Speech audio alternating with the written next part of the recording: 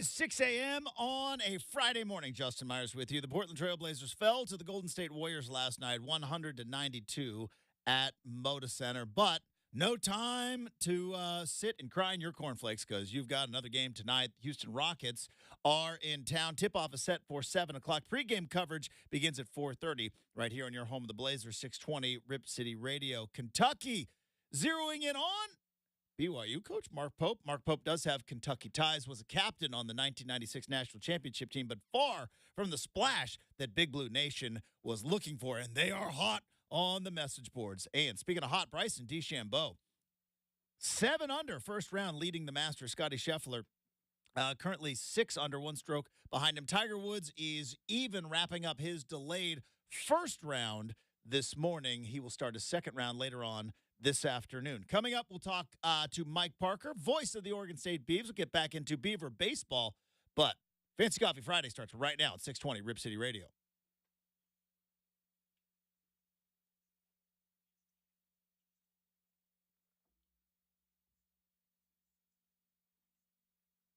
And a very happy Friday. It is RCM. I'm your host, Justin Myers. Super producer Brenden safely partitioned on the other side of the glass. Thanks for getting up early with us or staying up late. However you are rolling on this particular Friday. A lot of stuff to dive into on the big show today. Blazers wrap up their home season. The home schedule wraps up tonight against the Houston Rockets. They still have 2 more games, though, left in the season before the offseason begins and the work starts to potentially figure out how to get this team somewhat competitive. And obviously we will have a spring and a summer to dive into all of that. Other things of interest. Yesterday, as I was trying to convince myself that maybe potentially Tiger Woods could compete in potentially win the Masters, which I knew, which is why I did that Thursday morning, and I'm not doing it right now. We were talking about storylines here, right? Rory still seeking out the green jacket is the final page of the career Grand Slam, right? Won the PGA, won the Open Championship, and has won the U.S. Open. Never won a green jacket. He's been on this run for the career Grand Slam for 10 years now. Then you had Scotty Scheffler, one of the best players in the world, overwhelming favorite. And of course you have the live guys, and I brought up Brooks Koepka, John Rahm as a returning champion. And super producer Brenden came out yesterday and was like, what about Bryson DeChambeau? And I said, no. Brenden, what are you talking about? Bryson DeChambeau. He does, there's no way. 7 under, leading the Masters. So, once again, proving sports will kick you right in the junk every once in a while when you start throwing out hot takes and start throwing out hard and fast opinions, but you know what? It's the business that we are in. So now we got Bryson DeChambeau, who was – now, is he still a pariah in the golf world? He was for a long time. Like, he was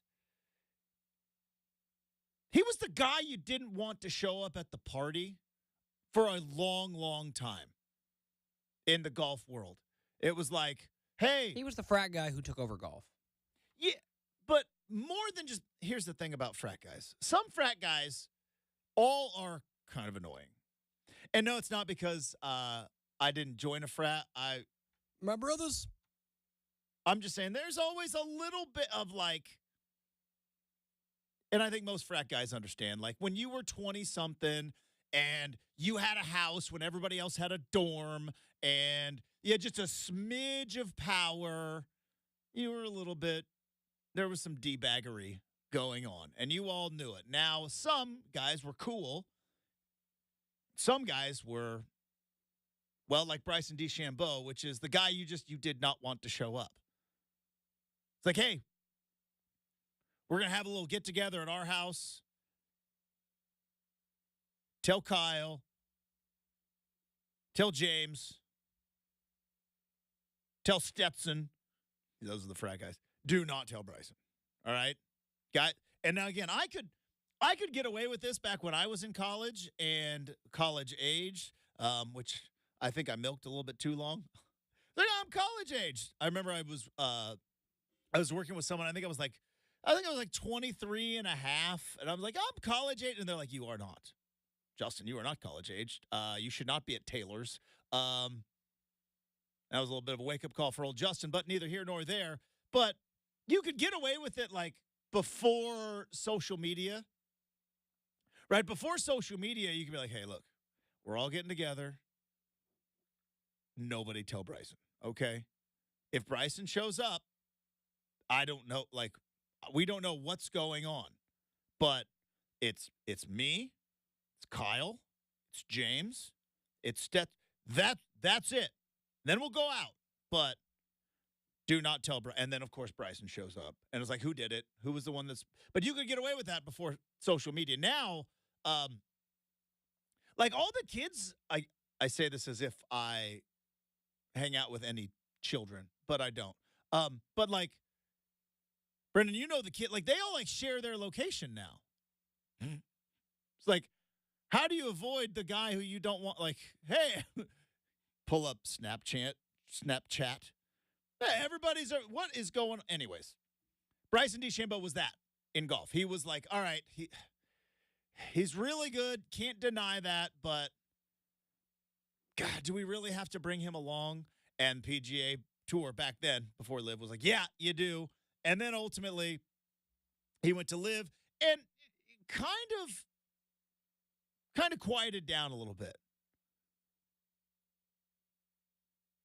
But he's still got a very annoying face, and he's still a guy that I'm not, from a sports perspective, not that fond of. If Bryson melts down later today, that's going to be a real fun watch. Which is not out of the realm of possibility. It's going to be a real fun watch if he does. That being said, other guys in contention, Scotty Scheffler, I don't know how he's going to lose this tournament. I know he's a shot behind DeChambeau, but Scheffler is he's -6, but he still has, I think, 5 holes left to play of his first round, and he's going to be wrapping it up this morning, so we'll be keeping an eye on that. I don't know how he doesn't win this tournament. In all seriousness, he's clearly the number 1 player in the world. He clearly was dialed in yesterday. And then I think Max Homa, he's 5 under, so he's in contention as well. It's going to be fun. Friday at Augusta, golf on all day. But I think the one thing is I feel like the weather was pretty tough yesterday with the winds. The winds at Augusta, the weather was a little bit tough. And then now I guess the weather's supposed to clear up for the rest of the weekend. So we might see some different scores coming out there. Other things that are not Masters related to talk about, and coming up in about 10 minutes. Feels like Shohei Ohtani did not bet. Not on baseball, didn't bet on anything. And turns out this interpreter was I don't want to say he's a real scumbag, but was in very, very deep. But the feds have investigated this entire thing, and I have kind of pieced together what I think happened, but I still have one major question that we are going to do our own I-Team investigation on. According to the numbers, right? And if anything on this program, we are a numbers-based program. According to the numbers, Shohei's interpreter, he bet $142 million total winnings, $183 million in total losses. So remember there was $4 million in the hole. Try $40 million in the hole. Now, probably not all at once because, again, as a degenerate gambler, it's just a constant up, down, up, down, up, down. But total bets in the span of time that he was being investigated, $40 million in the hole. $16 million of it is apparently Shohei Ohtani's money that he managed to steal. fairly easily, which, again, we'll dive into all of that. But here's my question, and we're not going to answer it right now. We're going to answer it on the other side. Is there any way, shape, or form this guy didn't bet on baseball? Is there any way, shape, or form that either A, he didn't bet on baseball, or B, didn't tell this bookie who he is $40 million in the hole?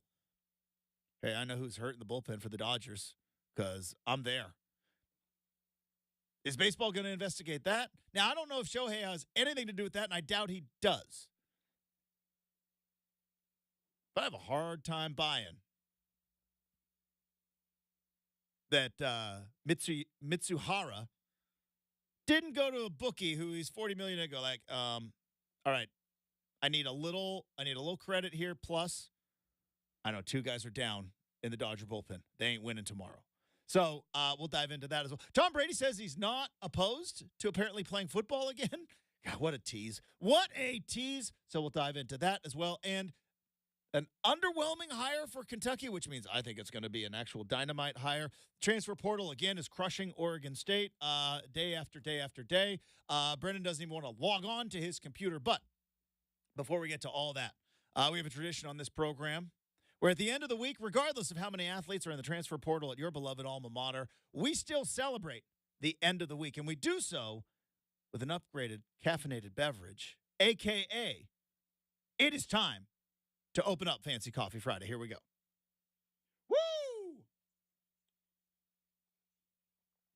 That's right. It is time for Fancy Coffee Friday because you did it. You made it to the end of the week, and it is time to celebrate whether you are out there delivering packages, digging ditches, or whether you were sitting there in a cubicle on the phone, smiling and dialing and wheeling and dealing. You put in all the work this week. You stacked that paper, and you deserve to treat yourself with every beverage you want this morning. If you're not a coffee drinker, go ahead. You want a hot chocolate with whipped cream and sprinkles, and you are an adult in your 30s, we're not going to judge. And you know what? There's no order shaming on this particular program on this particular day, because if you have your idea of a fancy coffee, whether it's a gas station convenience store with a little extra French vanilla creamers, or if you want to go to the snootiest of Snoot City coffee shops and wait 17 minutes for them to drip, drip, drip, drip, drip the pour-over coffee, that's what you do on a Fancy Coffee Friday. So cheers to all of you. Cheers to you, Brenden. Cheers to the hardest working audience in all of sports radio. We love and appreciate you hanging out with us for even a smidge of your time. Fun show coming up. We'll talk some Shohei Ohtani coming up next, 620 Rip City Radio.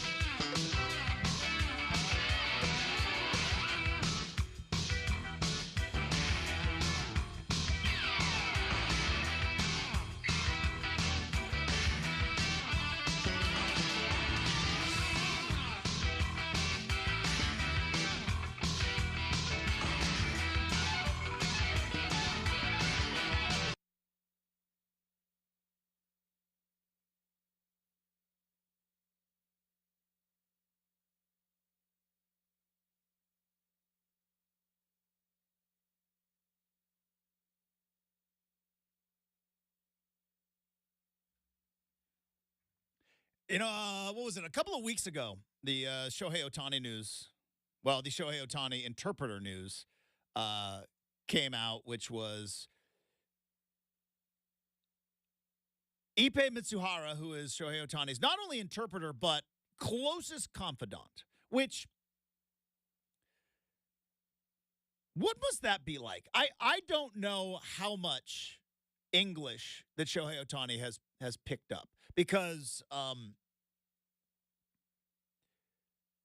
learned this from when I was up in Seattle with the Mariners with Ichiro. Ichiro could speak fluent Spanish and could speak pretty good English, but it's a culture thing that Japanese players don't talk to the media in English because it is looked at as a disrespect to their Japanese fan base. They speak Japanese. That's why they have interpreters.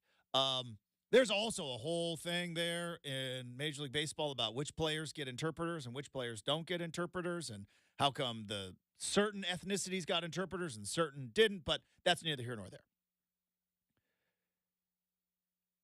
But if you watched Mariner games and you knew, like, there's Ichiro, there's his interpreter, they're always side by side. So we don't know how much English Shohei Ohtani speaks, but according to multiple reports, he doesn't speak a lot. Certainly not enough to get by on day-to-day. So he has Ippei Mitsuhara, who is not only his interpreter, but his close confidant, and as we have learned, a guy who was more than just working press conferences and working the conversations on the mound with the catcher and the pitching coach, right? It goes further into business dealings because, surprise, surprise, Shohei Ohtani comes to America. He signs with the Angels. He's got to get a bank. Like any of us, when we go to college, right, and we get our first bank account, and then you get a checkbook, and you write really dumb checks. Wait, you had a checkbook? I did. That's how old I am. That's how old I am, Brenden. Didn't need to say it like that. But yeah, I had a checkbook. He left me an opening on a Friday. I did have I had checks. Yeah, how'd you pay rent? How'd you pay rent? At, like, your first apartment? Oh, at college? Oh, it was on a credit card. You paid rent on a credit card? Oh, it was so great, man. Getting rewards for two years, man. You can pay that rent, put it right on my credit card, man. Well, I was not allowed to pay rent with credit card, probably because it's a very rare thing. Like that leasing company in Corvallis was. Where did you stay at?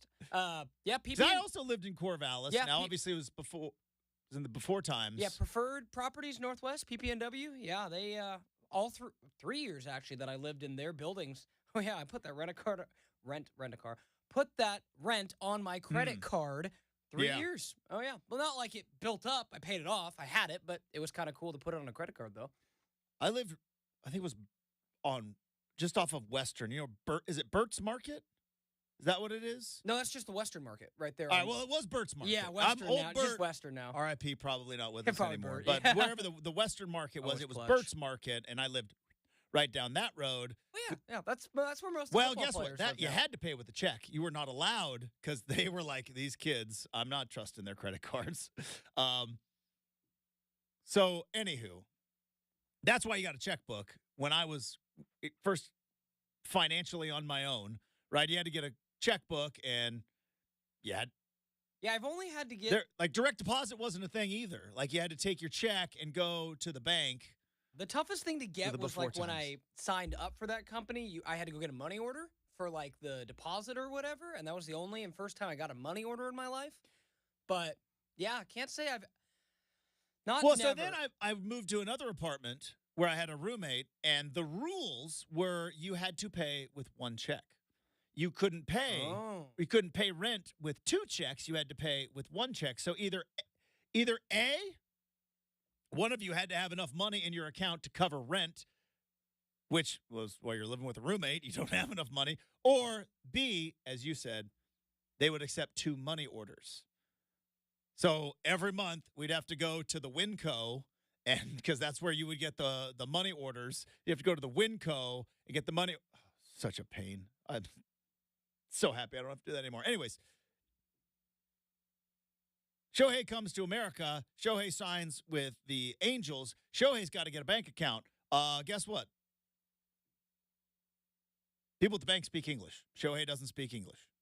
So this is where Mitsuhara initially starts his embezzlement, shall we say?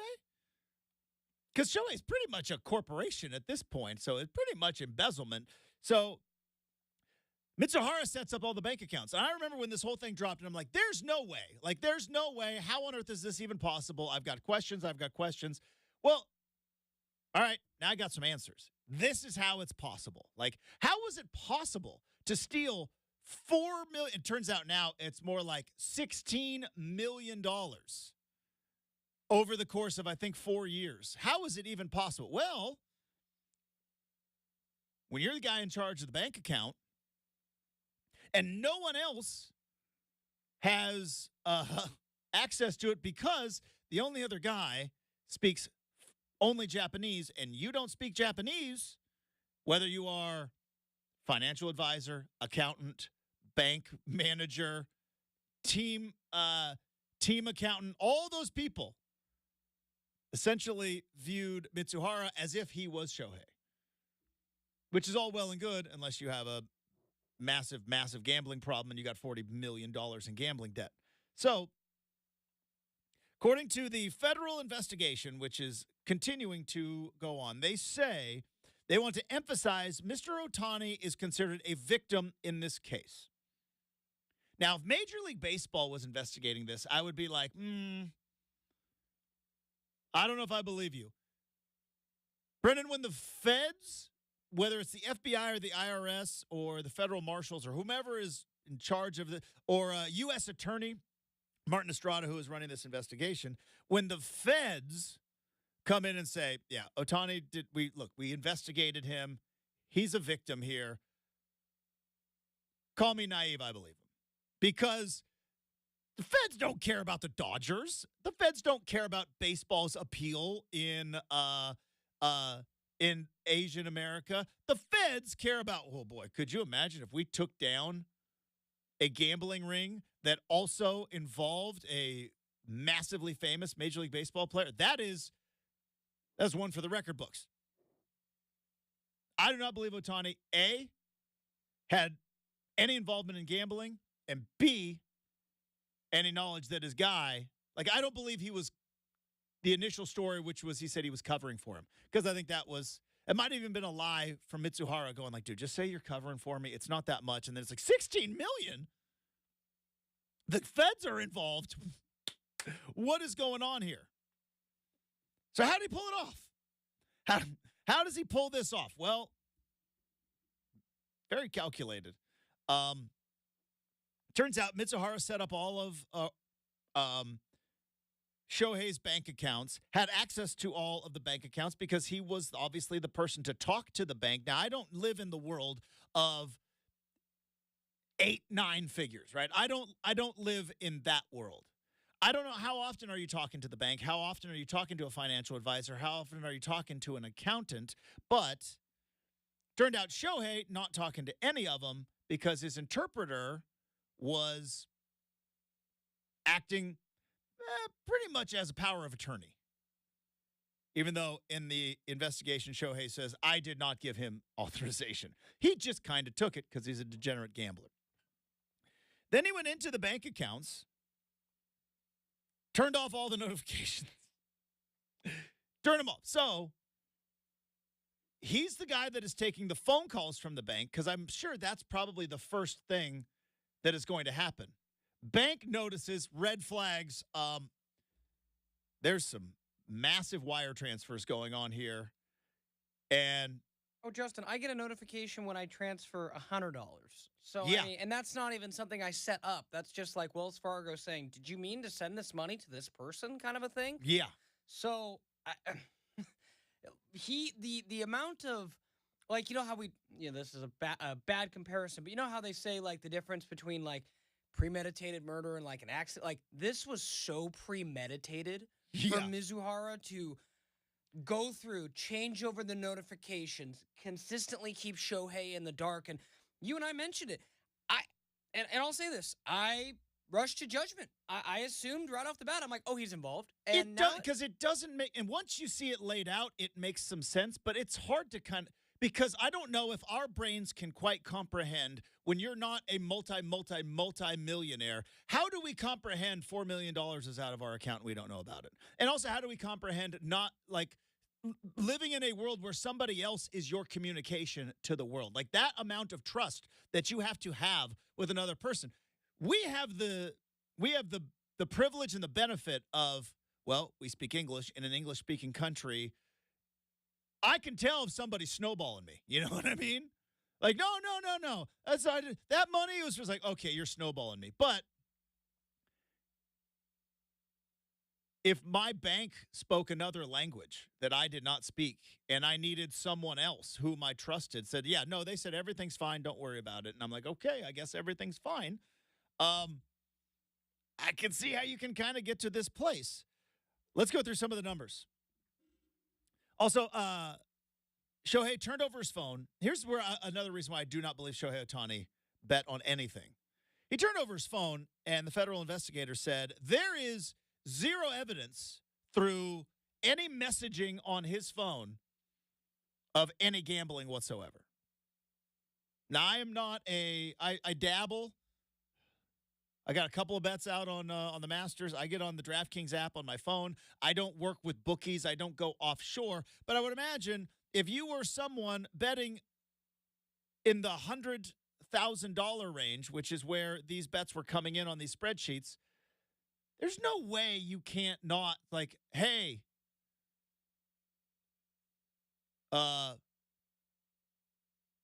Blazers -8. I like it. Do you know what I mean? There's no way that it's not up there. On average, this guy was betting 25 bets per day. 25 bets per day. Now think about that. That is on average 25 bets per day, which means on a heavy betting day, he'd probably up around 40 or 50. How do you even keep track of all that? I have no idea. The bets ranged anywhere from $10, which I want to know what that $10 bet was. Probably about a 15-leg parlay. Did it involve Jonte Porter? To 160,000. That's the betting range. This is from December of 21 to January of this year. 19,000 bets in all.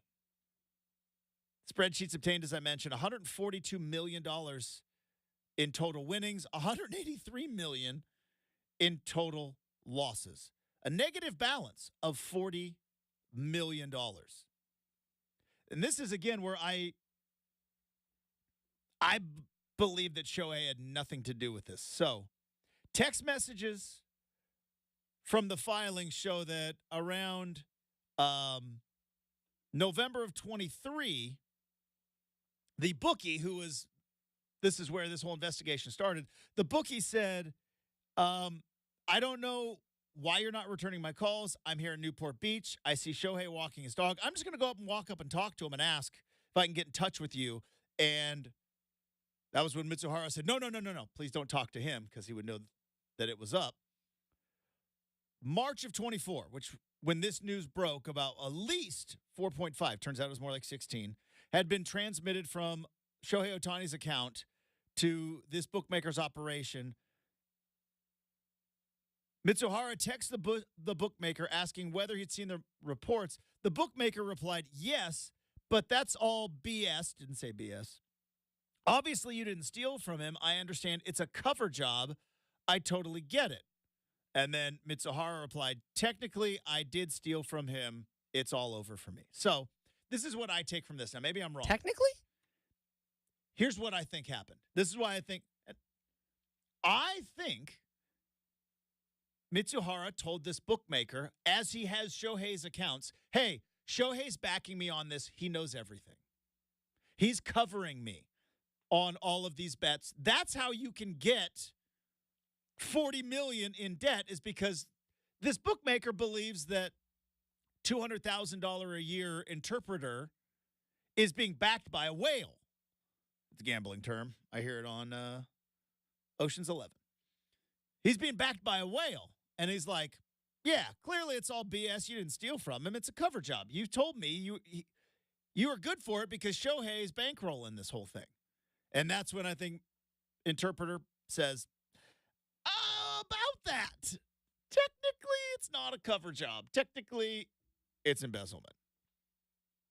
And that's when the Dodgers stepped in to talk to Ohtani without the interpreter, and clearly he didn't bet on anything. Now, Shohei Ohtani's guilty of being a bit naive, but that's not a crime.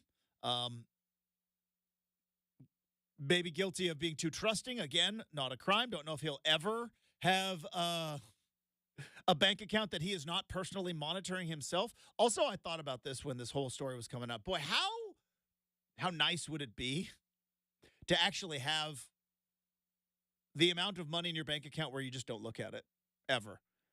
Now, Brenden, you said you monitor your bank account each and every day. That's kind of that's your brain. You are a numbers guy. You're obsessed with finance. I monitor it fairly close to 2 or 3 times a week just to go and make sure, like, oh, yep, still all good.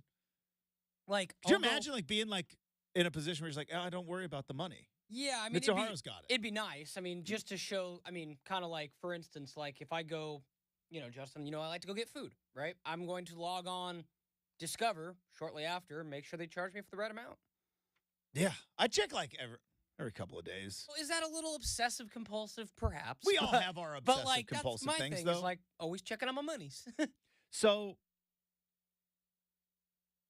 the other part of this is where I think the big question is, if you're Rob Manfred in baseball, who's going to sweep this under the rug? I couldn't get rid of their cash cow. I don't think Shohei had anything to do with any of this. And I think Shohei, the federal government is investigating this, not baseball. And if the federal government found one sliver of evidence that Shohei Ohtani was involved in this, trust me, his name would get dragged through the mud because they don't care about baseball. But Mitsuharu says he never bet on baseball. Dude is $40 million down. He's stolen $16 million from Ohtani. He is in the Dodgers clubhouse. He's part of the team. He knows who's injured, who's not, who's tired, who's available. He knows all of that before the lines come out. You're telling me he was $40 million in the hole, but was so disciplined and cared so much about Shohei Ohtani, whom he stole $16 million from. He didn't give a couple of tips. He didn't throw a couple of baseball bets. I don't buy it. Now, I don't know if, I don't think that would be some big black eye for baseball either, because I don't think Shohei had anything to do with it. There's no way you can be this careful in a digital world. Do you know what I mean? Somebody somewhere I watch Dateline all the time. Like, somebody's going to slip up and send a message or Google search, and it's like, right? That's how I always get these guys on Dateline. Google search, how to hide a body so no one will find. Like, I don't know, just researching. You might have the Fed show up at your front door. You start researching stuff like that, especially when your wife is missing. Yeah, and then you Googled how to hide a body so no one will ever see it. You know what I mean? I don't believe in a digital world. And the feds have all the digital technology. Everything. They know all the stuff you send. So they know what you're saying in the microphone right now. We all hi, feds. Yeah, I'm cool. I mean, let's not kid ourselves, man. They're listening all the time. I don't buy for a second that this guy is $40 million in debt, 16 of which he stole, and he knows the ins and the outs of everything around the Angels and then the Dodgers. Maybe not so the Dodgers, because he got busted for the Dodgers actually played some games, but everything about the Angels, he knew. He knew who wasn't playing. He knew who was hurt. He knew who wasn't available. Nobody. And yet he's just going to be like, yeah, I know all of that, but I'm going to stick to college football. UCLA, -7 against Fresno State. Turns out that was one of the big ones where he actually had to that Fresno State, when they beat UCLA. Chip Kelly got Ohtani busted. But it's fascinating when you look at the entire thing, because at the beginning I was like, there's too much smoke here. Turns out not so much. All right. NBA is wrapping up its regular season. The Blazers are going to be wrapping up their home season tonight, and then on Sunday, the season mercifully comes to an end. But other news and notes in and around the league. Roundball Rock is next, 620 Rip City Radio.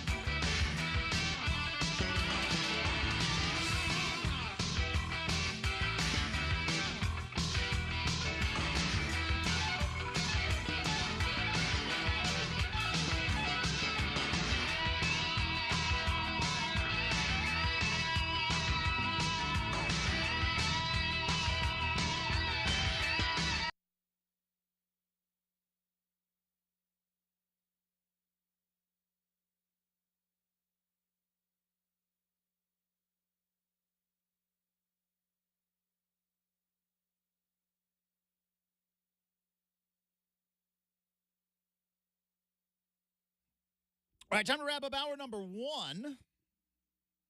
Blazers back in action tonight. They have the final home game. Oh, Blazers night out. Date night. Date night, Brenden, for the Myers out at the Moda Center. Going to be hanging out, watching the Blazers and the Rockets as we wrap up the at least the Moda Center version of the 2023-2024 NBA season for the Portland Trail Blazers. And the regular season mercifully comes to an end on Sunday afternoon. Then you will not see Chad doing anywhere other than a golf course in this radio studio, probably for the next 7 months, which I'm very excited for our good friend. But the Blazers, not the only team with work to do. Full slate of games coming up this weekend. Still some interesting mini races going on in the standings. How much do teams care about this? We'll debate and discuss right now. But for that, we need some musical accompaniment from the great John Tesh. It is time for Round Ball Rock.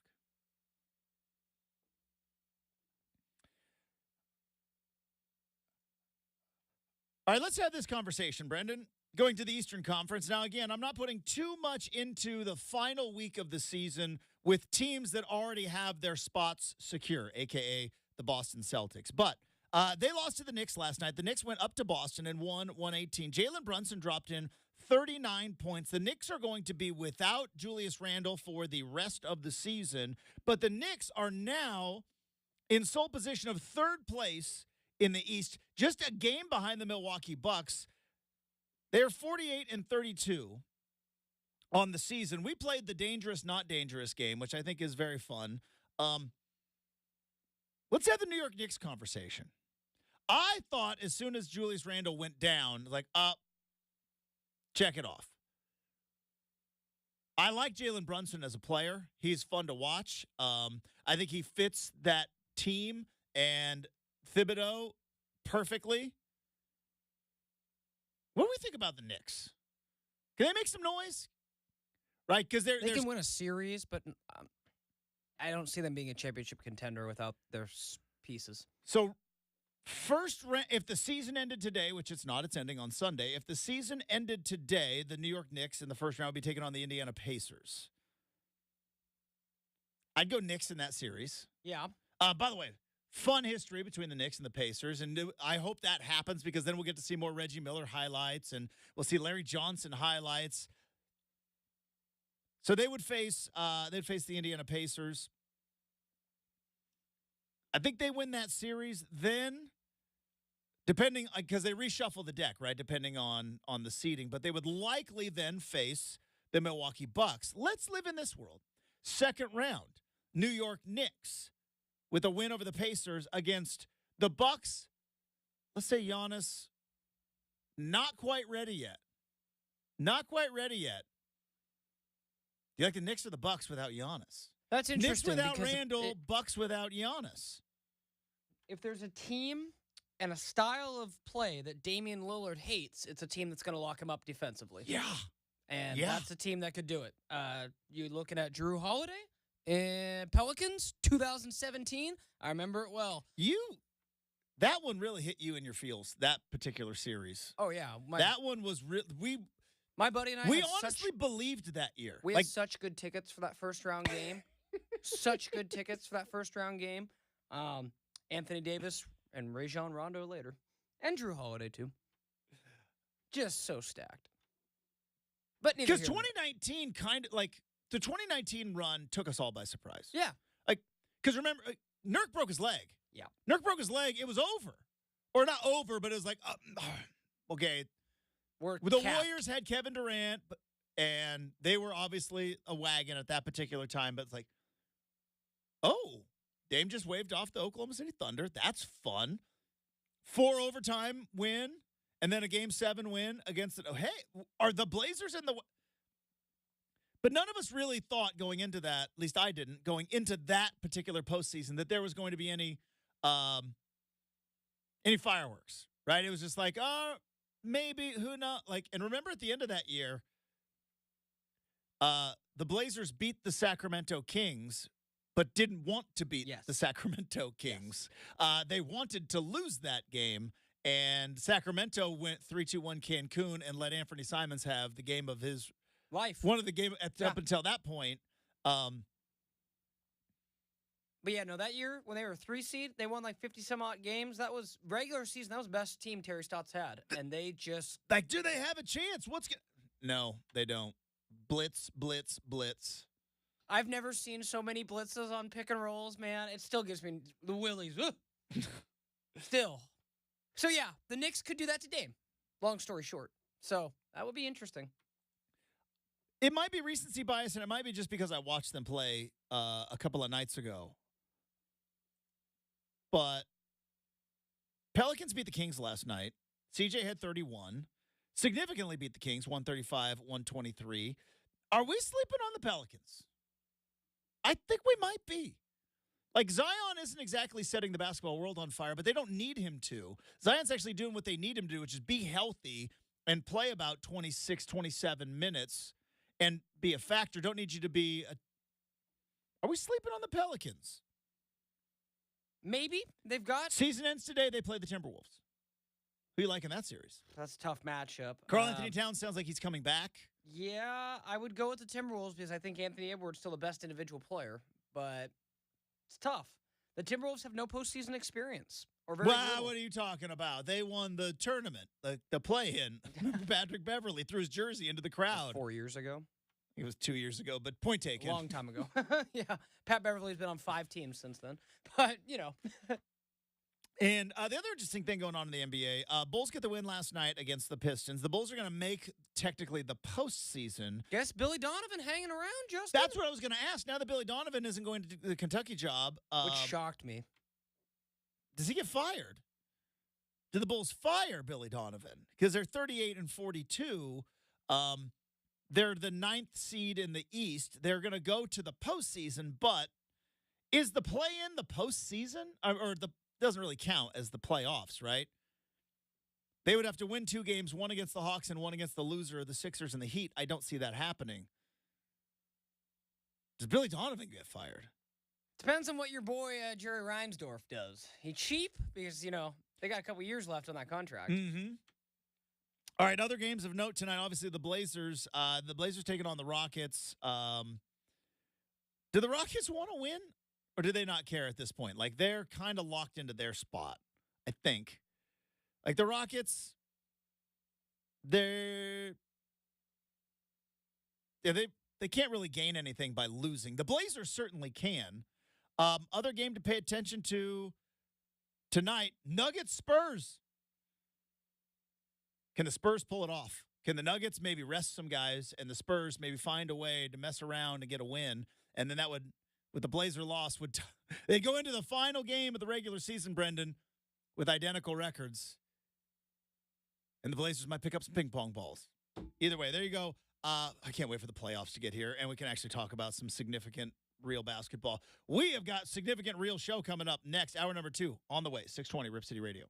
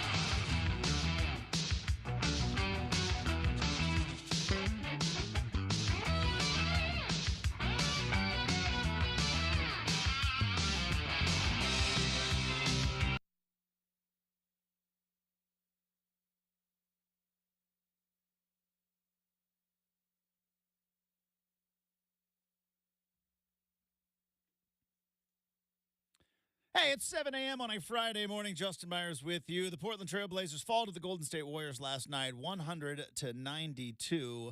That game was at Moda Center. Final game at Moda Center is tonight. They'll be taking on the Houston Rockets. Fan Appreciation Night, also Blazers Night Out. Got a little Myers date night going up at Moda Center tonight. 7 o'clock tip time. Pregame coverage begins at 4:30 here on 620 Rip City Radio. Kentucky basketball zeroing in on BYU coach Mark Pope. Not exactly the splash hire, but does have Kentucky ties. More on that coming up later on in the big show. And Bryson DeChambeau leads the Masters at 7 under. Scotty Scheffler is at 6 under. Tiger, I believe, wrapped up his first round at even par. Have not seen where he is at right now. Also, Brooks Koepka 1 over. Why do we care about that? Somebody on this show bet on him. All right, coming up, hour number 3. Mike Parker's going to be joining the big show, talk some Beaver baseball, not transfer portal, but hour 2 starts right now on 620 Rip City Radio.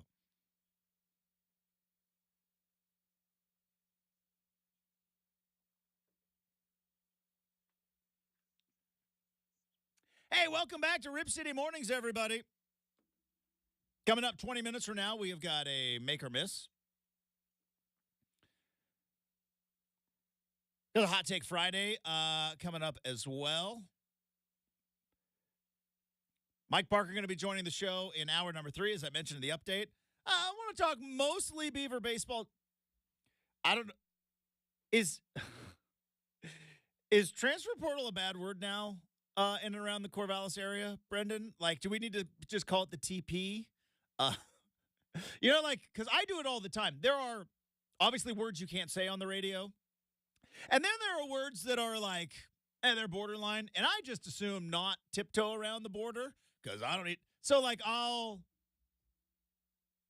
say gall darn instead of, the other one. Or sometimes you use the initials. Is like, do we need to start using the TP as transfer portal? I mean, it's basically toilet paper at this point. So, yeah. Man. Okay. I'm not trying to pile on. I am not. I'm not trying Friday, to. I am not trying to pile on. I think you know where I want to be a positive guy, but we also have a job to do. Has this been the worst 2 weeks in Oregon State athletics history? No. For me, well, I care about me, so it's like as you should. Let's be for me. This is it's not as bad as the Jonathan week. The Jonathan week was worse. Yeah, got it. Justin, I'm still emotionally irritated. Let's use that word. I mean, we've all heard my pettiness towards Jonathan Smith and so on and so forth. At the end of the day, like I've said forever, I don't like how it was handled, but I'm never going to blame a kid for going on and taking it because I've said I would do the same thing, right? If I got I got fat cash, I'd leave. Now, Jonathan, turncoat. I agree with you, but at some point, right? We do have to call a spade, right? And you can't just say, "Oh, these people lied to me," did they? You can't just accuse a collective of. You can't just smear, because collectives are a business entity in college football now, or college sports, right? They are. So if you're Damian Martinez and you out the door and maybe you're not too pumped because your Instagram isn't as nice as you thought it was going to be, and you're getting roasted on Twitter because you were the one that said, "I'm not going anywhere. I'm here." Be like Jordan Belfort, "I'm not bleeping leaving," and a beaver emoji and a lock and all the other things you do, right? And then you bail and you bolt and you've allegedly cashed the check. At some point, you're like, well, you can't just be like, kids are going to be kids, right? No, you're a professional. Well, as I say all the time, welcome to the Thunderdome, right? Now, we all wanted to pay the players. We all wanted to give them money. And then we decided that there wasn't going to be responsibility that came along with that. So I hear what you're saying. And that's why I think lesson learned here for maybe future football players. Yeah, you don't have to comment on everything. You know? And you know this, Justin. You don't have to say your intentions. Just be like, Chip Kelly did a lot of things at Oregon that annoyed me. He also won a lot of football games that made me very happy. But he did a lot of – one of the things that I thought was one of the smartest, though, injuries, like, we're all day to day. We're all day to day. I'm not going to give you a long-term prognosis on injury. And players moving forward with the transfer portal and with NIL should not ever give a long-term prognosis. I'm going to be here forever. It's like, yeah, it's going to bite you in the behind. Never do that. And obviously, Justin, you You know the law pretty well. Married to a lawyer. Well, and all I that. don't know the law. My lovely, talented, smart lawyer wife does, and she likes to remind me a lot that I don't know the law. But anywho, I watch a lot of law shows, though. I'm no expert, but when someone comes out and says things about you that aren't true, that usually sets the stage for a defamation lawsuit. So I'm very curious to see how this all ends because so there could be that litigation could be part of this. You know, my favorite movie of all time, which is A Few Good Men. A Few Good Men is and there's a line in A Few Good Men where Lieutenant Weinberg is so fired up because Joe Galloway objected, and then the judge said overruled, and then she strenuously objected, and then they're like, you're ruining this, Joe, because Joe Galloway was a terrible lawyer.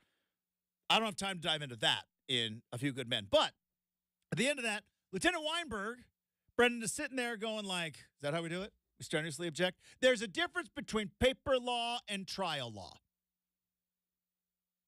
I feel the same way about lawsuits. On paper, damnation may have a case. They may have something. But in practice, in reality, Brenden, do you want to be the first collective to go after a player? Does that help you in the long run? There's paper law and there's trial law. Does that help you in the long run when you're playing chess, not checkers? Are other players going to be like, well, I'm not going there. They sued the guy that didn't stay. Well, it can also serve as a lesson to stick behind the word that you have. That's what I'm saying. I don't know the answer to that, but there's more than just. I agree with you. They probably have a case. Well, and for Oregon and you State, can sue for anything, but I don't know if you want to be the first to. You want to jump in that pool first, Justin. These are the conversations that Beaver fans have had, so I just don't think it really fans are so done. They're like, now that Reagan Beers is gone, there's no shoes left to drop. Nobody's surprised anymore because there's no football players any good enough to leave. There's nothing left. It's like the giving tree, right? You take until there's a stump. Shout out to Shel Silverstein, by the way. And now there's just a stump in Corvallis, and you got people like old man's going to sit on it though. That are irritated and just like, this is not the college athletics that I grew up with, or the college that the college I grew up supporting is just getting, kicked to the side like an annoying little brother kind of a thing. Well, I think here's what I wonder. And I'm not trying to pile on. What's Scott Rueck's next move? Does he stick it out? Does he do a Trent Bray? Does he go like, I want to be part of the solution. I don't want to run when it gets tough. But it's easy to say that, and then all of a sudden your starting lineup's gone. And you had a starting lineup that you thought was coming back to maybe potentially make a Final Four next year, and now your starting lineup's gone. Does he start maybe thinking about his future? It's too late. I know it's too late. I'm talking about maybe in a year, in a calendar year. Who knows? Yeah, because there were some big jobs open about a week ago, and they've been filled since then. So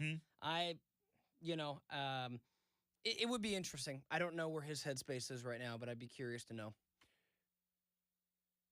So it's been three significant women's basketball players, correct? That because there's Ole Hoffman, Beers, and who was the other? Gardner. And Hansford. Was she a starter? Kind of like a sixth. Gotcha. Trying to think how many more. But yeah, I mean, they're up to 7 total now, and I think 5 of them were in the rotation regularly. Here's what I wonder, though, and maybe a handful of those players know where they're going. But one native Oregonian in that mix from Medford. So what does that tell you? Well, it tells me a lot because you know my thoughts on the city of Medford. Well, just not a fan over here. I saw a commercial the other day. It popped up on my feed, on my TikTok feed. Every once in a while you get like these, hey, visit Oregon. And I'm like, boy, Oregon is beautiful. Medford, you're not tricking me. Those are camera tricks. I've been to Medford. And if I'm offending anyone from Medford, you know, okay? When you've got native Oregonians leaving your program, that's a problem. That's a big problem. Was this a domino effect? Was this something that maybe was already on the horizon, right? That's where it's interesting because Van Ole Hoffman was the first to leave, right? First to enter the transfer portal, right? She was the glue of this team. And this kind of feels like in a micro way, kind of what happened with the conference, right? It was like Colorado's leaving, or USC and UCLA are leaving. Like, I think we can hold on. I think we can.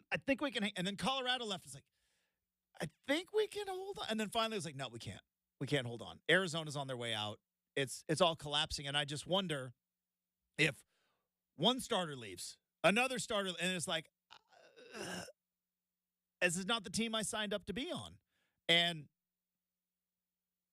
it's unfortunate for a handful of different reasons. One is for Oregon State. And in a week where you already lose Damian Martinez, right? But then on the other hand, are there really that many NIL opportunities? Because that's what we're assuming is driving a lot of this. You said to me, and you know more than I do, because I admit I know who Caitlin Clark is, and I watched the Final Four. I don't watch a lot of women's basketball. And I admit that. There's a lot of people out there that pretend they know women's basketball. I don't watch it. So you would know more than I do. It doesn't seem like this was about winning, because that team went to the Elite Eight and they returned how many? Almost everybody? They did. They would have. They had no They seniors. would have nearly returned their so this No so seniors. it's not about winning. No. Because you already proved you can win. From what I've heard. And obviously women's basketball is having a moment financially because Caitlin Clark's making a lot of money. Angel Reese is making a lot of money. I don't know if there's that much NIL money out there, though. No, from what I've heard, it was Oregon State transfers. Yeah, from what I've heard, this was, and it was the same thing that happened with football. And it was, you heard from Trent Bray shortly after the massive, and this sounds odd, Justin, but it's almost like it's worse if you're there in it. Because Trent Bray said, there were a lot of guys, we could not change their opinion. Like, the conference was collapsing, and that scared a lot of people off. From what I've heard from behind the scenes, the WCC was the biggest sticking point for these girls. It was just, we were Pac-12 players, and now WCC players. We're on, even though Pac-12 Network we make jokes about, it's still more TV exposure than playing in the WCC. But you could have one team, run it back, get to the tournament. And then to that point, I wonder if we see something like Scott Ruick say what Trent Bray did. He's like, well, we found it was easier to sell people who weren't here than people who were. And so maybe it's because you don't quite see it as much. But again, that goes back to it, Justin. I think just kind of the narrative in this area, negative. All right, coming up next, we have got Make or Miss. We've also got a Hot Take Friday. Hour 2 continues on the other side, 620 Rip City Radio.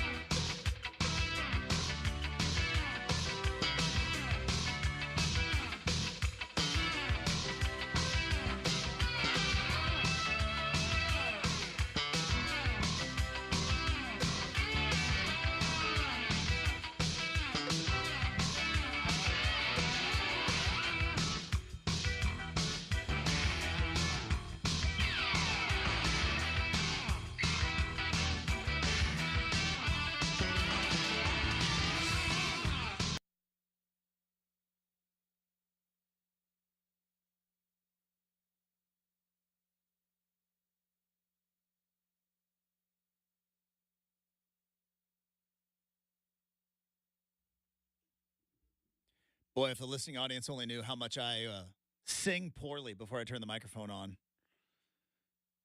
Can you hear me? Where are you on? You get a chance to listen to JT's new album? A smidge.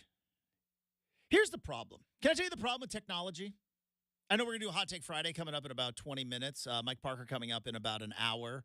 Can I tell you the problem with technology that has kind of ruined new music for me? Old music is at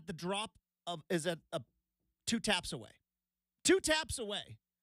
And while I may enjoy a handful of the new songs of Justin Timberlake, whom I am a big fan of, I know that I am 2 taps away from hearing Mirrors. And that song rules. Do you know what I mean? Like, this is the problem of technology and music, and where old fuddy-duddies like me have a hard time experiencing and enjoying new music because everything is just up, up, up. There's the stuff I like. There it is. Whereas before the phones and before the iPod and really before Napster, like, you had to search out and seek out music, and you had to actually work to, like, change a CD. And CDs back then, Brenden, they got old, right? So if you liked an old CD and then, oh boy, it would catch a couple of scratches here and there. And then Napster came into our lives, and then we started burning CDs left and right. Were you in the burning CD generation, or was that too late for you? You were the iPod generation, right? Yeah, I mean, like, dude, burning CDs was so awesome. I mean, we could, like, that was the, like, now not that we knew how to, but yeah. like, but it was dead technology by then. I mean, like, I remember very specifically, like, on iTunes, like, where you could click burn and rip CDs, kind of a thing, and now that's one of the most, off the wall things. But yeah, no, like, that was kind of, we were the era of, like, we had iPods. Yeah. And so you would just put, like, a mix together. And even that was such a brief period because it was like, we were all at school, and it was like almost like overnight where it's like, wait, why do people have iPods when you can have the music on your phone? And then it just changed overnight. So I remember my first MP3 player. Not even an iPod. A Zune? It wasn't a Zune. I think Microsoft tried. I think it was a Samsung. Because again, do you have a Walkman? Oh, dude, did I have a Walkman? Yeah. All right, do you want the evolution of Justin's music listening? I mentioned this before. Favorite birthday present of all time. I turned, I think, 8 years old. Got a boombox. That's how it started. I got a boombox. Did you hit it? Did you do what they do in the movies? Did you ever take the boombox to a girl's house and be outside? Well, I was 8 years old, Brenden, so girls were kind of not fun at that point in time, but I took my boombox everywhere. Nice. Couldn't ride with my bike with it, but we could walk around, and I did the put it on the shoulder right in front of your ear, and then my mom was like, you're going to go deaf. Stop that. But yeah, so I walked around, boombox first. Then, also a birthday gift, I got a Walkman, and this Walkman had hyper bass. So when I put in my DJ Jazzy Jeff and the Fresh Prince Summertime album, you could crank up the super bass, so it sounded like all the cool high school kids when they would drive by in their trucks with their big, boom, huge speakers that they put in the back of their trucks. Then middle school came around. Then I got a Discman. Oh, boy. And a Discman, you thought was the greatest thing ever. Then you realized, no, that thing skips left and right. Can't really. You have to be sitting perfectly still with the Discman. Then I got a car. Car had a CD player. And then it wasn't until into, like, probably your age, when MP3s and MP3 players, because I was working in radio. I was a young kid in radio in a small market. I was just trying to. I was going to Oregon games because they would have food, because that was a free dinner. That's like, hey, pizza in the break room, and I would steal some because you're poor. So I couldn't afford an iPod because the iPod, as we learned in The Office, was like, what, $300 when they first came out, the first iPod? Yankee swap. This is not near an iPod. It has a $20 limit, Michael. Nobody was supposed to buy an iPod. Oh, somebody went all out this year. So I got a Samsung one, and then I got an iPod Nano, the iPod Nano, and then I was running a lot back then, and the iPod Nano for like running was the best because the original iPod too bulky. The iPod Nano came out, and you're like, oh, well that's a tiny little thing, and then shortly after that, the iPod Touch came around, and I think the iPod Touch was basically like, why don't we just make this a phone? And there we go. Not that anybody asked. There's the evolution. But like it was overnight. It really was. And then all of a sudden, because I remember the iPod Touch, and it was like, oh, it can connect to the internet, and you can message people on. Like it had the iMessage on it. You could essentially text message on an iPod Touch. Just like you can text on iPads now, and all those things. But yeah, I mean, it was a very big deal back then. And it was overnight. I remember selling my iPod Shuffle like it was yesterday because I'm like, I don't need this anymore. Yeah. And it's like, oh, my then Samsung, before I moved to Team iPhone, had all my songs on it. So yeah, I had the Nano. Yeah. The Nano was legit for working out, except for earbuds. I have the earbuds in for this, but like I have to have the loops around the ears. I have weird shaped ear canals because I don't have AirPods because they fall out. Yeah, I've never had a pair of AirPods, earbuds, whatever that don't have a thing that loops around the back of my ear that didn't fall out. So like Apple AirPods don't work for you? No. Oh, they are quite nice. My wife has them. Like I got the Beats. Oh, those are nice. I got the Beats Pro. Yeah, those are nice. And those because they're water. I can work out in them. And they wrap around. And they wrap around. Yeah, everyone's ears are different. Who's the gymnast? Like the greatest gymnast of all time. Simone Biles? Boom. They were like the commercial. She was like doing flips with them, and I was. This is a very loving birthday present for my mother-in-law. She's like, "These are the Simone Biles ones." Now I'll say this, Justin.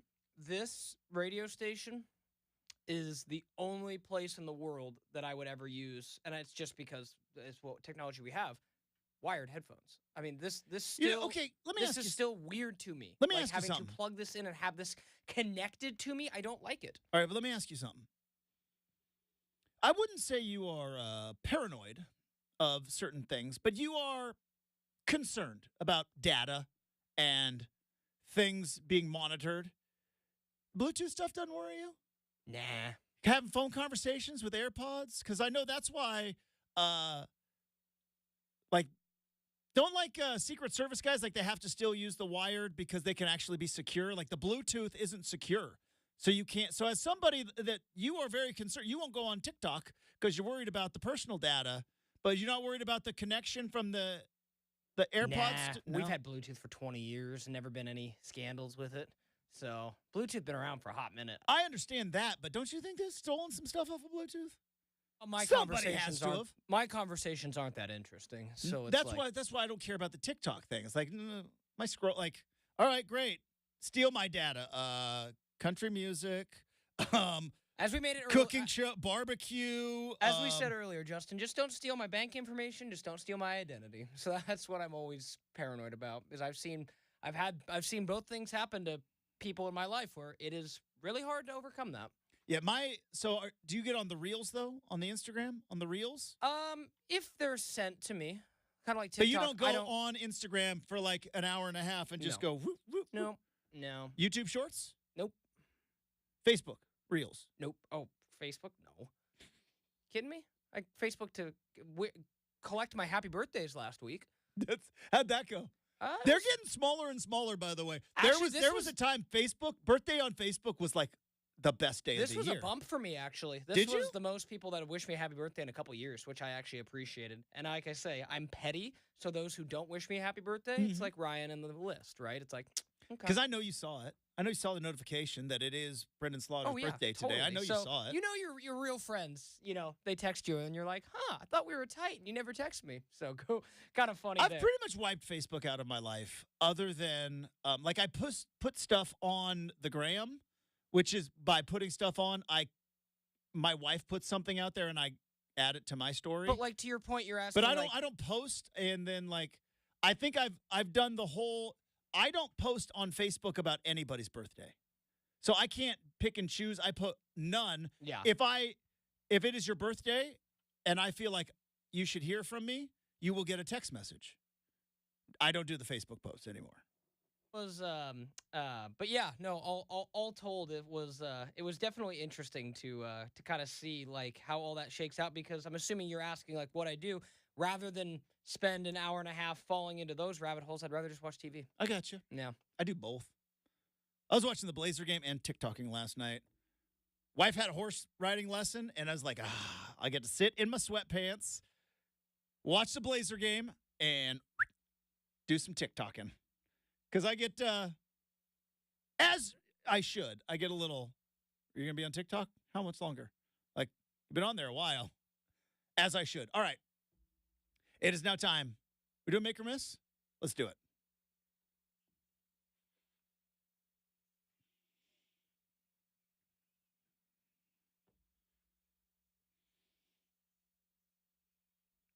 Can I tell you one of the dumbest things I do as a husband?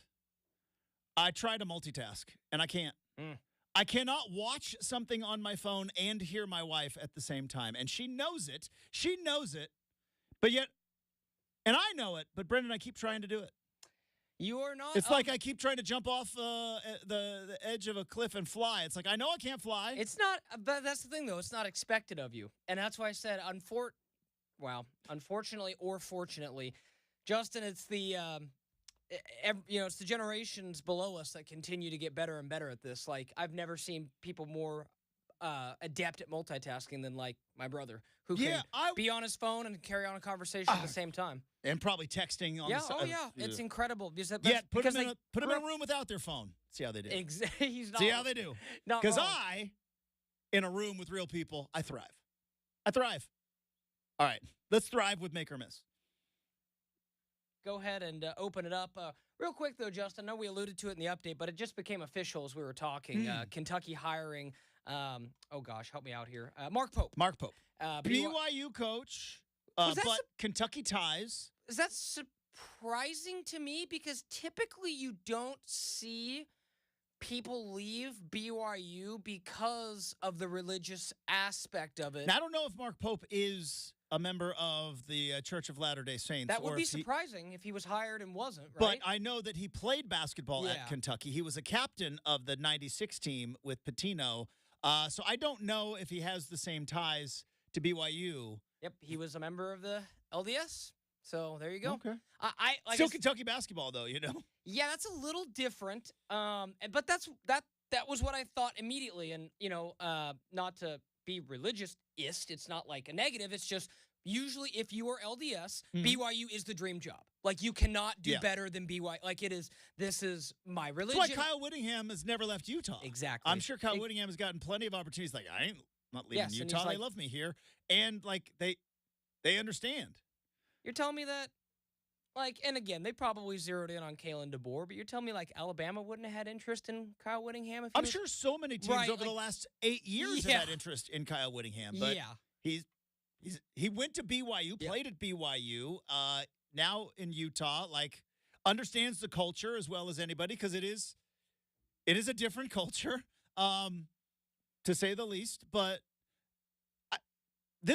Mark Pope's alma mater is Kentucky, though. So I do think there is that. There's always that pull. Let's get to the basketball part of this. Sure.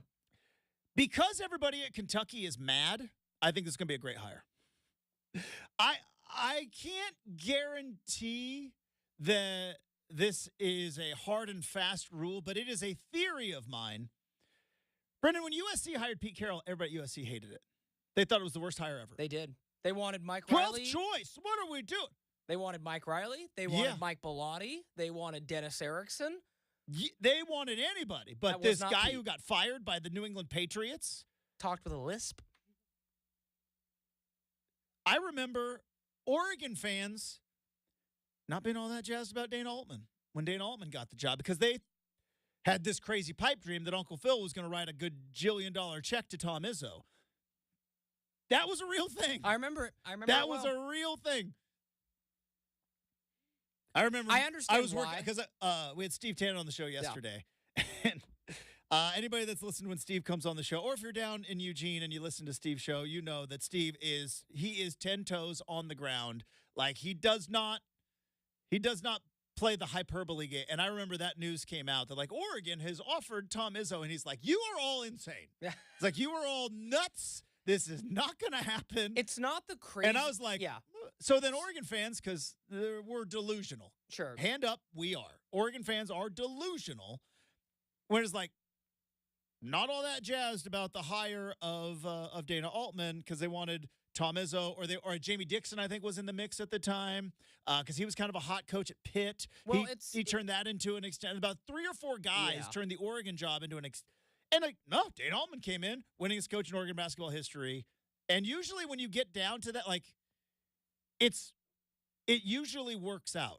Yeah. No, I even think Dan Lanning remember Oregon fans were like, they wanted Chip to come back. Right. There was some delusional thought. I can't remember who else. Urban was on there for a minute. Yeah, just some silly names. It was like, no, go get the young. But like with guy Oregon, from Georgia. it's not that. I know it's different sports, but you mentioned him. I can't remember who Also, remember, don't forget the Justin Wilcox thing. Yeah, no, that too. But that timeline, right? Because Dana Altman, I think, got hired in like 9 or 10, somewhere around that range, and Justin, what did they do just before that? And it's funny because you're like, you can't blame Oregon for thinking they could go get that because not now, and it didn't turn out the way they hoped. But when they revitalized their baseball program, they hired probably what, at the time, a consensus top 10 coach in the country. Mm-hmm. Maybe top 5. Yeah, George Horton was up here. They bought him. So that's where it was like, well, I mean, it didn't work out. But they shot their shot, right? And yeah. Now, because they hired George Horton in the summer, and George Horton came up here in the summer, and he was like, boy, this is great up here. And then started playing baseball in February, and he was like, I am miserable. I'm absolutely miserable. It is so cold up here. More than a few times in the later years when you'd be watching a Tuesday night Civil War baseball game in April where it's raining, and you just see George sitting over there in the corner of the dugout not looking very happy, and you're like, yeah, it was. There were a lot of reasons why the George Horton thing didn't work out. I think his recruiting strategy was wrong. He recruited incredibly well. Problem was too well because they all got drafted. And like all the dudes that were supposed to be coming to Oregon were playing AA baseball. The other part, I very much remember introductory. I was one of the first ones to interview George Horton. It was at a football game because he got hired again like late or early fall. Beautiful time. And I talked to him, and then I remember his introductory press conference, and they asked him about, well, you come from California to Oregon. And he's like, weather is it's a state of mind. It's blah, blah, blah. And the first year he was like, yep, nope, don't worry about the rain. Don't worry about the cold. It's a state of mind. You just have to be mentally tough. By year 2, he had the biggest parka ever. He looked like an Eskimo. Like an Eskimo. Can we say Eskimo? I think so. Is that still a thing? I think it's like a... As in the Eskimo pie. Yeah. Like I don't know. I think it's also just like a people. Like I've always... Yeah, but I don't know. Is it appropriate? Well, indigenous. I don't want to put my foot in my mouth. I don't either. That's why. Did you hear me pause? I don't want to. Is that an outdated term? I apologize if I did. Can't take it back though. Welcome to live radio. No, it is still the proper term for a group of indigenous peoples from southwestern and northern Alaska, Greenland, Siberia, so on and so forth. Got it. So, yes, it is still proper. So, yes, Justin's like, I get to come in on Monday. All right, let's get into Make or Miss. Justin, this is going to be one to apparently dive into. One I never thought I'd say again, but here we are. Time still can't beat Tom. Dude, all right. We have Hot Take Friday coming up on the other end. We may talk about this coming up in the third hour as well. But Tom Brady is such a tease. He is such a tease. Like, talk about, like, not being self-aware. Like, you realize what you have just done to not 1, but 3 fan bases? Now, I don't know if the 49ers would be all that jazzed because I think Brock Purdy is going to be a very good quarterback. I think he's going to have a very good career. I don't know about being Joe Burrow, Josh Allen, Patrick Mahomes level, but I do believe that that Brock Purdy is going to be a high-level quarterback for the next 5, 6, 7 years. That I believe. But you tell the Raiders and the Patriots fans that, man, might come back. Like, you're going to be sitting there and going like, all right, like Antonio Pierce is going to have like, I don't know, 500 Las Vegas Raiders team. Who's their quarterback now? I don't even know. Patriots, same thing. Like, who's going to be the Patriots quarterback? I don't even know. But you're going to be sitting there like. They signed Gardner Minshew. Yeah, Gardner Minshew. Get Tom out of the booth? Like, I don't know. What?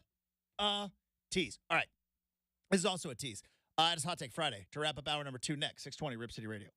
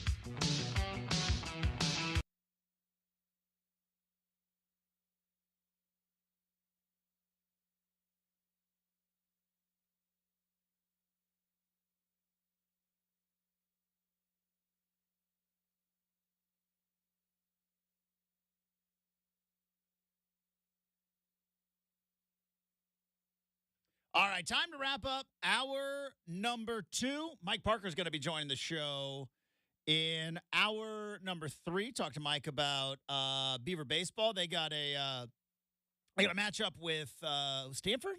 Stanford at Goss Stadium this weekend. So Stanford's going to be at Goss Stadium this weekend. So we'll get his thoughts on Beaver baseball. We might steer clear of the dreaded transfer portal, but a lot of fun stuff. And I always just love having Mike on the big show. So excited to talk. And you guys will get into some Oregon history of some sort. It will happen. It will happen. So that's going to be coming up. But right now, it is time for Hot Take Friday.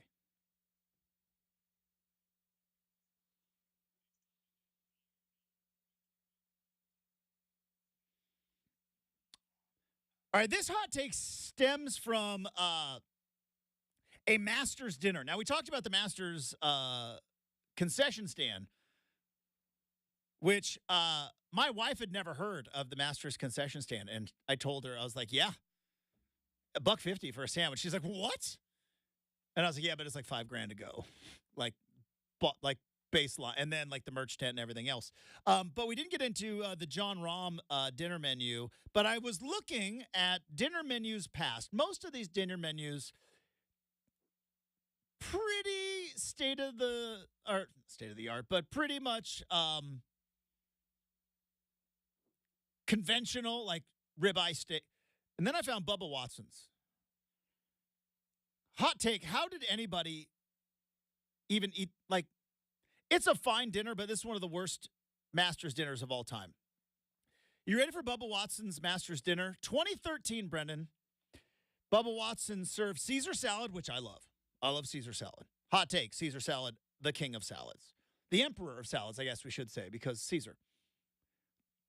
Grilled chicken breasts, green beans, mashed potatoes, macaroni and cheese, confetti cake with ice cream. All right.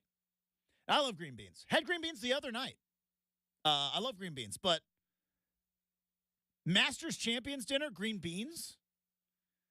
I love mashed potatoes. Chicken breast, grilled chicken breast and mashed potatoes. And then the dessert.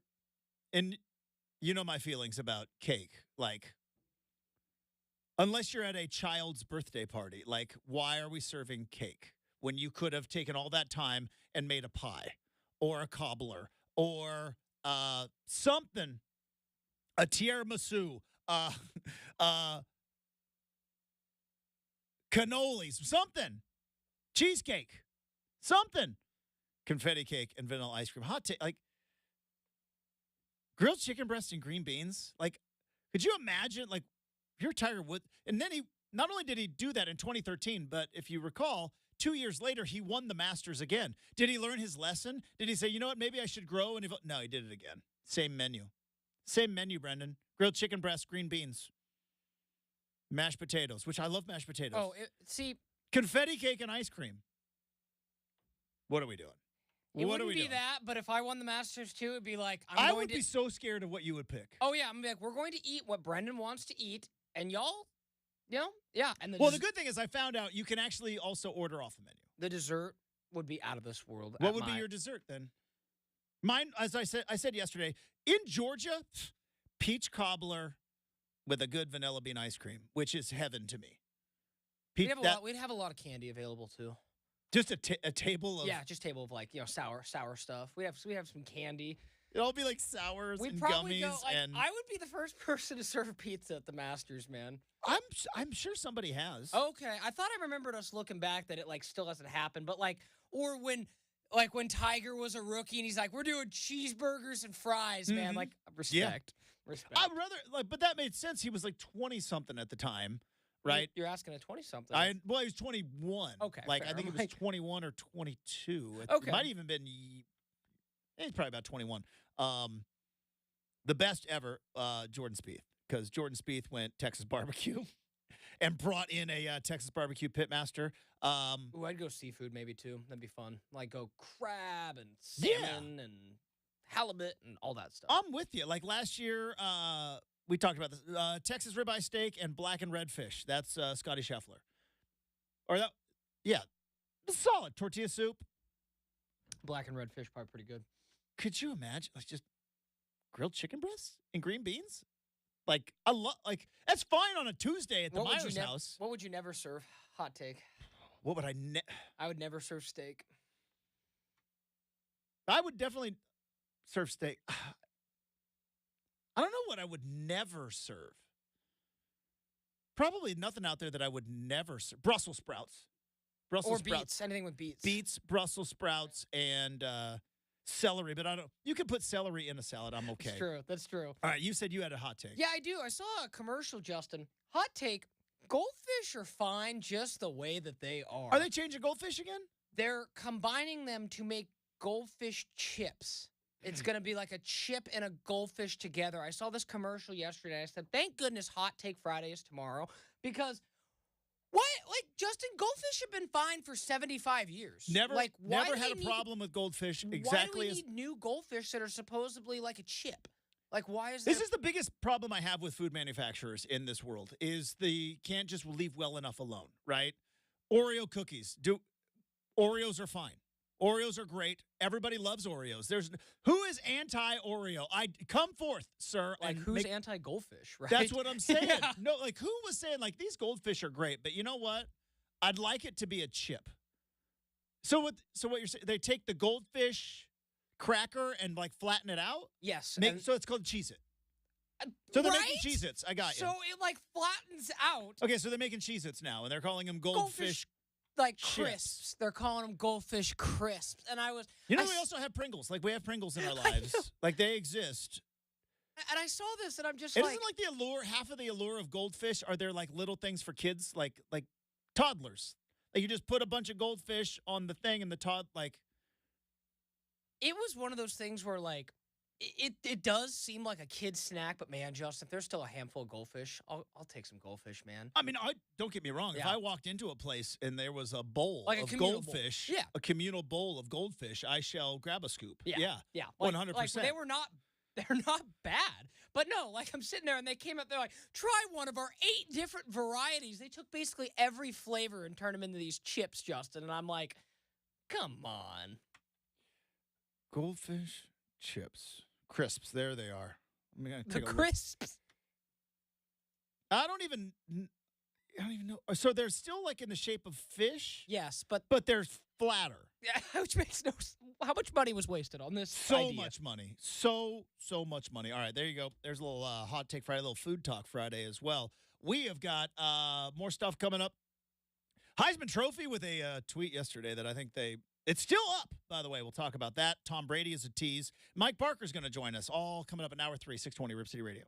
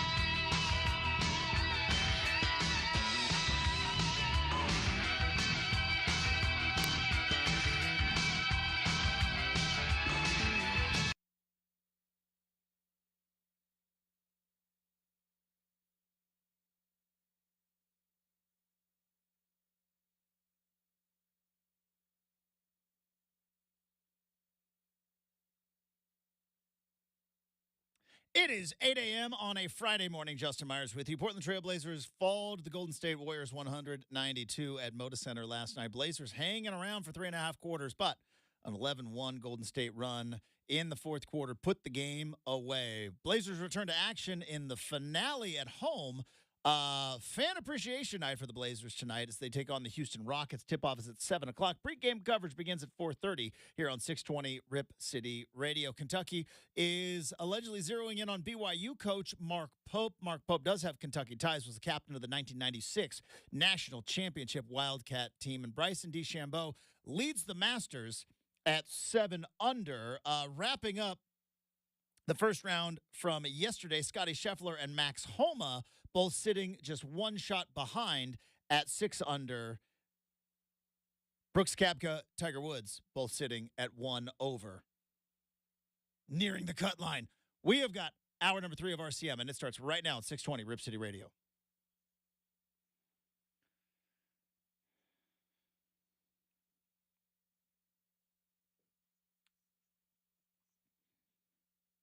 All right, welcome back to Rip City Mornings, everybody. Oh, that one was so close. Tiger Woods, birdie putt. Needed it. He's still 1 over, starting his second round officially. Played 5 holes earlier today to wrap up the delayed first round. So we're keeping an eye on Tiger Woods. Max Homa just hits a birdie putt. As I mentioned, he's now 6 under. He has 1 shot off the lead, tied with Scottie Scheffler. I'm not going to sit here and do play-by-play of the Masters for the next hour, though. But thought give somewhat of an accurate tournament update as Augusta's getting hot. It's getting hot. It's kind of cool to see Bryson leading, I'm not going to lie. I'm going to be way more excited if Bryson melts down. If Bryson melts down this afternoon, I know you and I, we have a nice agreement, producer, host, which is Friday, we don't need to correspond. Like, you going off on you enjoy your Friday, I'm going to go off and I'm going to enjoy my Friday. Unless it is absolutely time sensitive, we don't do a lot of corresponding on Friday nights because that I've got, It is the weekend, Justin. It is, it's the freaking weekend. Even though we don't sing the R. Kelly songs anymore. I think I might have screwed that one up. Anyways, babe, I'm about to have me some fun. Love that song. Separate art from artists, ladies and gentlemen. It's true. Not the only musical artist. Anyways, we don't do a lot of course. If Bryson starts melting down, your phone's going to be buzzing. Oh, no, and I expect your phone's going to be buzzing. Isn't it kind of fascinating to you, though, that, I am a classic... Do you like Bryson DeChambeau, or do you just kind of like the chaos of it all, that nobody else wants him to be doing well, and then he is? So I actually do, and this is kind of, it is a hot take and an unpopular one, but, someone like me who had zero interest in golf before COVID started, absolutely zero, didn't really... I mean, I knew of Tiger Woods and all the, I knew of golf, but it wasn't like I'm going to sit down and watch golf. Then COVID happened, and it's like, man, here's this DeChambeau guy that can hit the ball farther than anybody else. That's true. And I believe he won his first major, really early in COVID. It was with no patrons. Yeah, whatever that was. And I was like, huh. And there was nothing else on TV, so I'm like, let's watch golf. Yeah. And I kind of, have just casually been like, I kind of like that guy. He's a little frat boyish. He is a disruptor. Yeah. To say the least. I don't know. It's like I don't have a good reason, but he was good and won the first time I really sat down and paid attention to golf.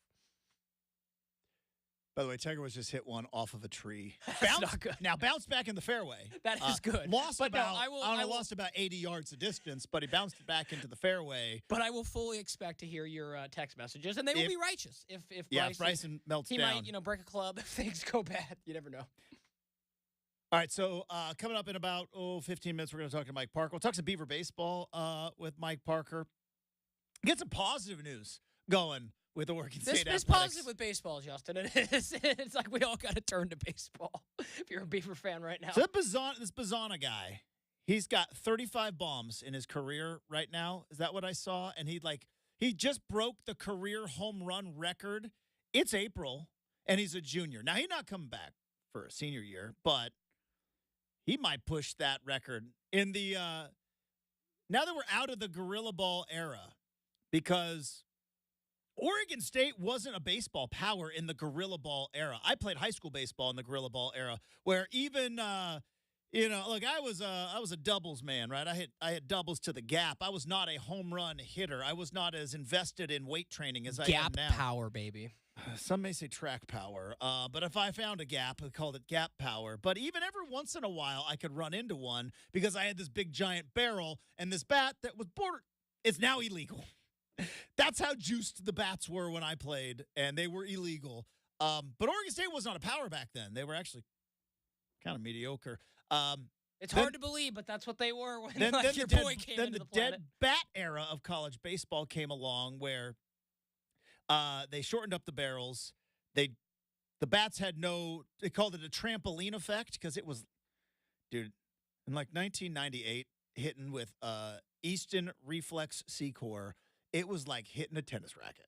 The ball just bounced off. Would you compare Oregon State baseball to like how you constantly, kind of joke with Steve Tannen or Tyson Alger, Aaron Frenchers, how you're like, yeah, Duck fans don't really believe Oregon football before 07. Is it the same thing with Oregon State baseball, like 05 and before? Because it's like 100%. I mean, 100%. It's like then you have someone like me. It's like Justin. They've only even more so. I would say it's Oregon football before 1989.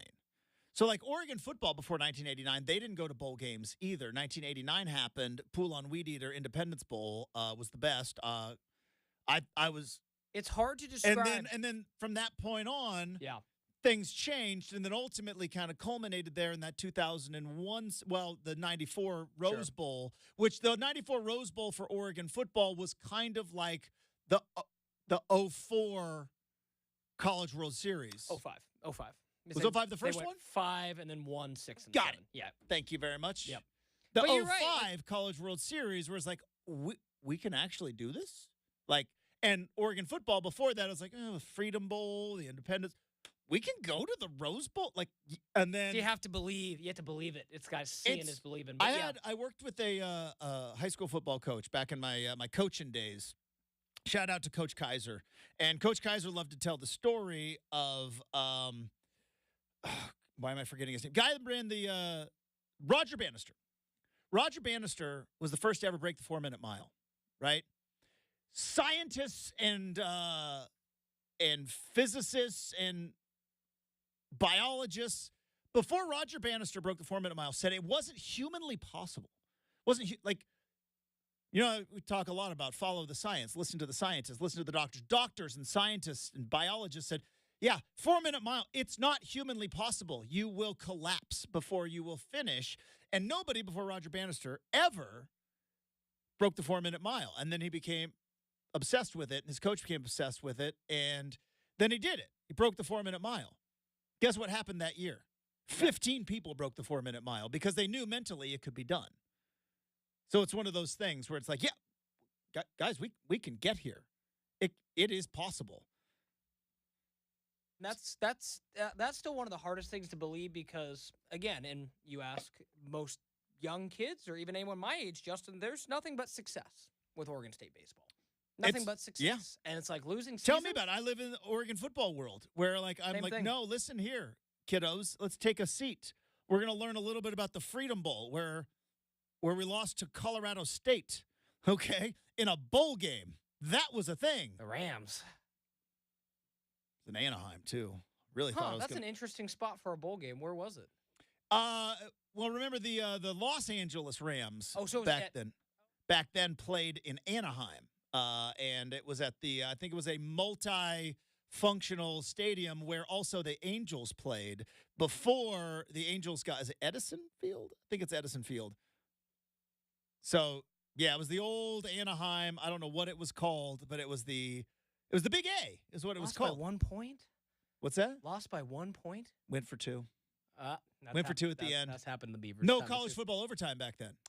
No college football overtime. Rich Brooks goes for 2. I respect it. I do. I like it. My coach. We talked about it with so close. Yeah. It was right there. But again, lost to Colorado. Like, that was a life before Kenny Wheaton's going to score and before Joey Harrington and before, Phil Knight and Nike dollars and everything else. I do want to get to this because I saw this yesterday. Yes, very important we get to this. Tweet is still up. Still up. So yesterday, at about this time, the news broke of O.J. Simpson passing away. Now, I give a smidge of a pass to news organizations because I don't know how you can accurately report with journalistic integrity where you can't lie and you can't assume. Anybody that has half a brain knows exactly what O.J. Simpson did. But technically, in the eyes of the law, he was acquitted of double murder, even though Ron Goldman's blood, whom he did not know was in his Bronco that was locked, and also his blood was mixed in with a glove that was he did it. All right. But as a news organization, you can't really come out and say, like, two-time murderer because he's technically was acquitted. So I kind of give a pass where it's like, how do you report it? What's the headline? How do you say it? And some people in like football legend, like, But the Heisman Trophy tweeted out, the Heisman Trophy Trust mourns the passing of 1968 Heisman Trophy winner O.J. Simpson. We extend our sympathy to his family. Tweet's still up, by the way. This is one of these cases where I don't know what, and I'm assuming young person is running the social media for the Heisman Trophy Trust. I don't know, but like, and this is again, I'm going to sound old man yells at cloud. We don't need to comment on everything. We don't need to. You don't need to comment on everything. Nobody yesterday, if nothing was tweeted out by the official Heisman Trophy, the official Heisman Trophy Twitter account, if they did not tweet anything out, you know what we lose? Nothing. Would anybody actually be sitting here, Brenden, going like, what does the Heisman Trophy Trust think of OJ dying? You don't have to put out a statement. You don't have to mourn the loss. You don't have, like, there are plenty of things we talk about in our famous pre-show meeting. And Brenden goes, well, what about that? And I go, I don't want to touch that. Because you know what?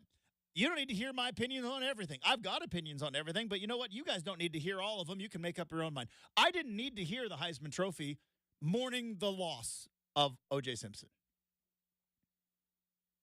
Can delete it, by the way. I know screen grabs live forever, and maybe that's why they keep it up. But, you know, you can delete it. Still up there. It's, you know, and that's why I told you, Justin, we didn't talk about it on air, but, like, I don't think there's a real proper way to address OJ without kind of splitting the hairs. I know. Well, and this is why I'm saying Heisman Trophy. Leave it alone. Yeah. Just leave it alone. Well, move on. Put out some Jaden Daniels stats and be like, hey, Jaden Daniels might get drafted. We don't know about whatever happened to that. And then the Reggie Bush stuff comes up as it should. All right. So I just want to throw that out there. Heisman Trophy. Don't need to comment. Mike Parker, though, he's going to join us on the other side next on 620 Rip City Radio.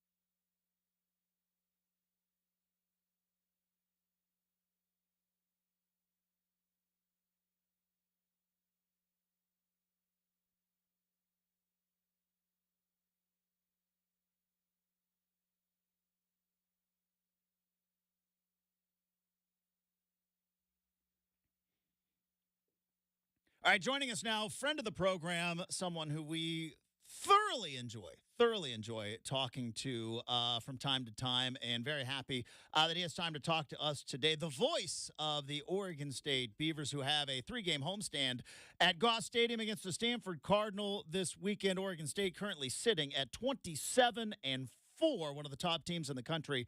Mike Parker back on the big show. Good morning, Mike. How we doing? Hey, good morning, Justin. Good morning, Brenden. I'm actually catching you now as I come through. I don't know if many other people do this. I'm about to make the maneuver off I-5 that saves you maybe 10 seconds, and yet it's an important move, and that's getting off at Commercial Street and then kind of coming back onto I-5, and you shave about 10 seconds. Justin, I don't know if that's a move you've made through the generations of your life, but it's a move I'm making as we speak. You know, there is always that decision where there is like the phone says a certain ETA, Mike, but then your brain knows that I might be going slower, but I won't be stopping. Right? There is time saved versus movement, and I always choose movement in that particular part, and I think that's where you're at this point. Like, I don't care if it's similar ETA. I'm at least going to be moving. I'm not going to be stopping.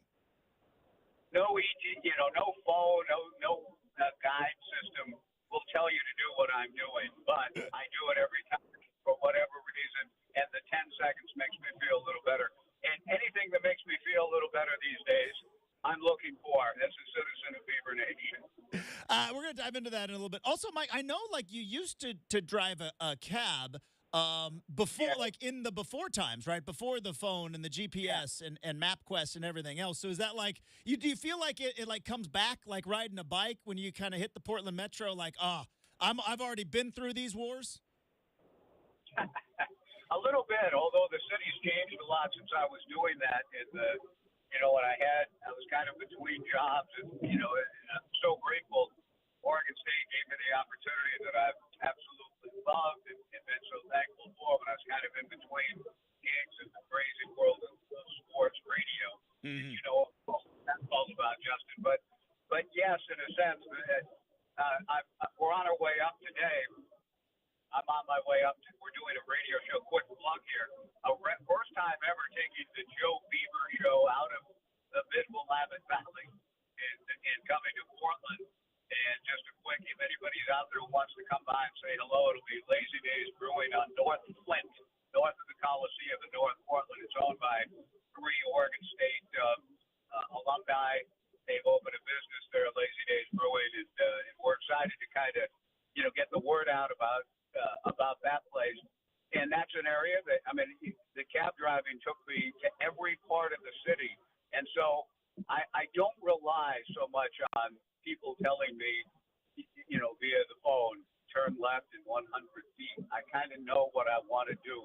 And as a cab driver, that speed was of the essence, and trying to make sure that the person who was in the back seat was pleased with your work and thus would tip you well. So I drove pretty aggressively, creatively. I still do. My wife gets mad at me. It just takes why are you getting off here? Well, because the side street's a little faster. So cab driving has had an impact on my overall existence.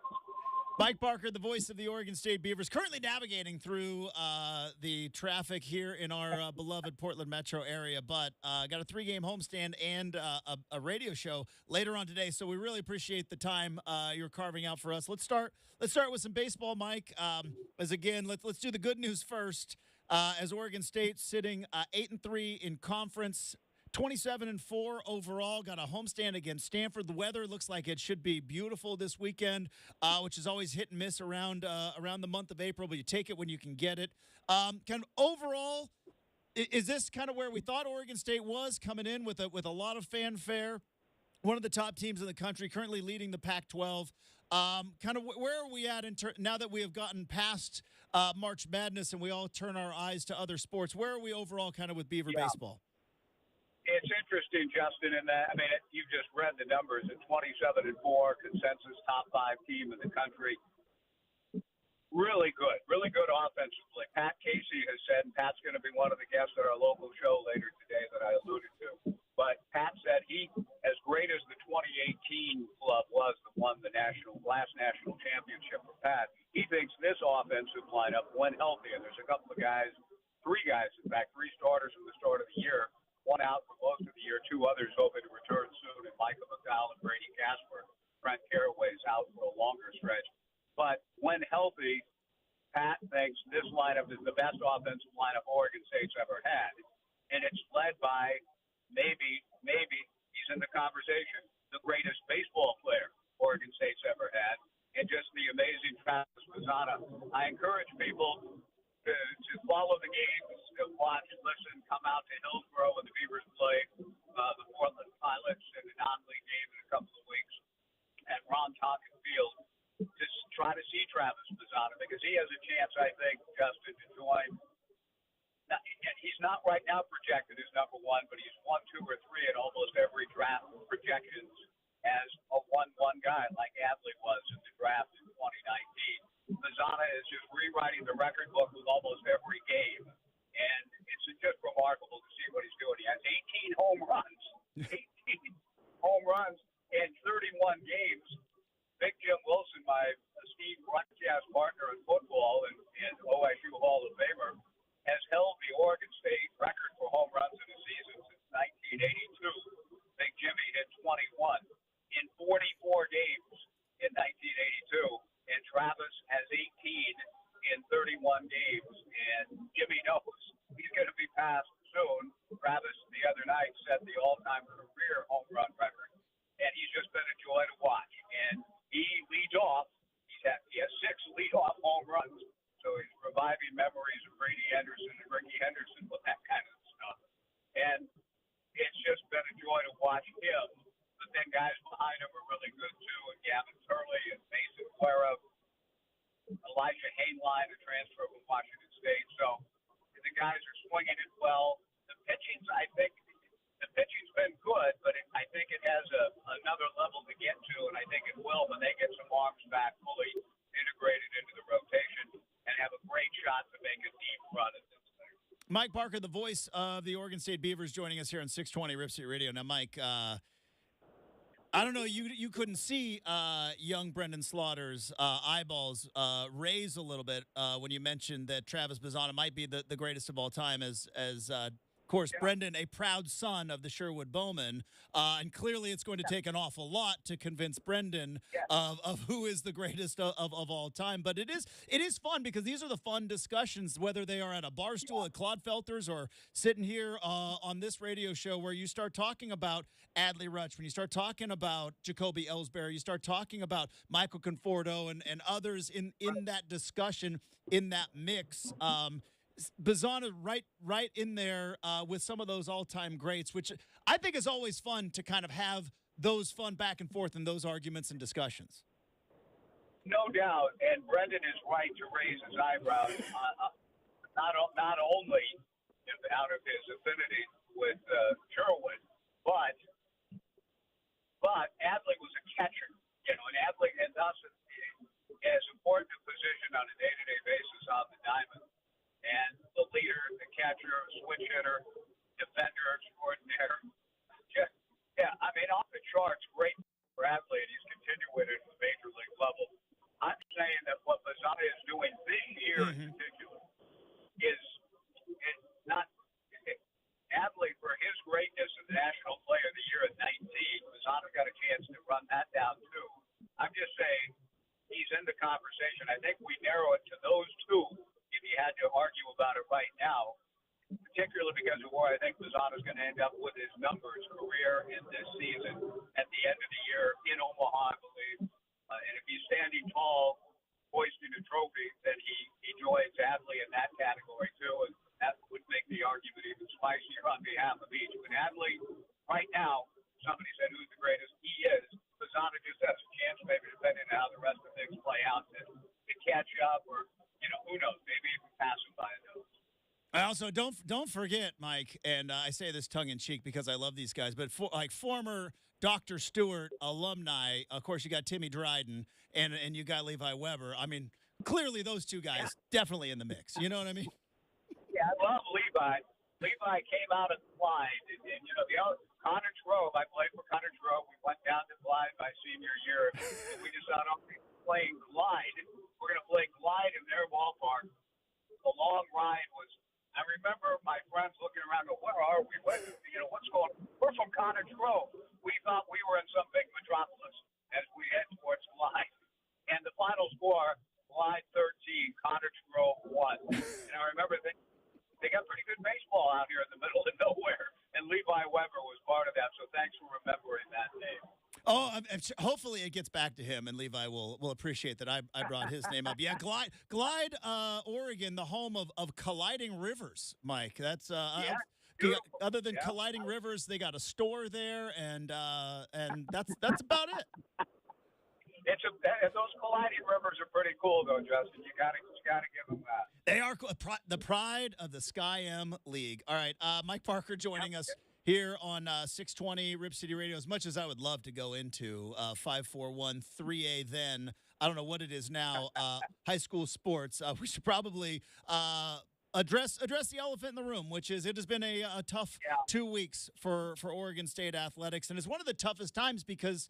I feel like, in the summer last year when all the Pac-12 stuff was happening, there was at least a season that was going to be played, Mike, right? We saw it like there was a media day, and then, boom, out of nowhere, the conference was falling apart. But Labor Day was coming. There was football to be played, and there was a distraction. And now you're sitting here with both women's basketball, men's basketball, and football, and a season that is still months and months away, and the transfer portal has become just a burr in the saddle for Oregon State fans over these last couple of weeks. And it's a tough spot because there really is no distraction kind of on the horizon. Justin and Brenden, we said in our daily show, Monday through Friday, 11 to 1. Yeah, I heard you talk about it. I'd like to know a little more of the details when you talk about the famous pre-show meeting. I was listening on my way up. I don't know what your famous pre-show meetings are like. Perhaps all your listeners do, but I'd love to learn what that's all about. But John Warren and I, we have our pre-show meetings, famous or not. Essentially say, okay, look, I'll do the talking. You keep your eye on the transfer portal because news is going to break again today about that. We want to, let people know when it happens. And I'm almost not joking, and he is, and we are monitoring all that, and our window way too often, almost every day lately, 11 to 1 we're on. And, well, okay, she just went in. The Damian Martinez thing rocked our world, Justin. And I just, what? What?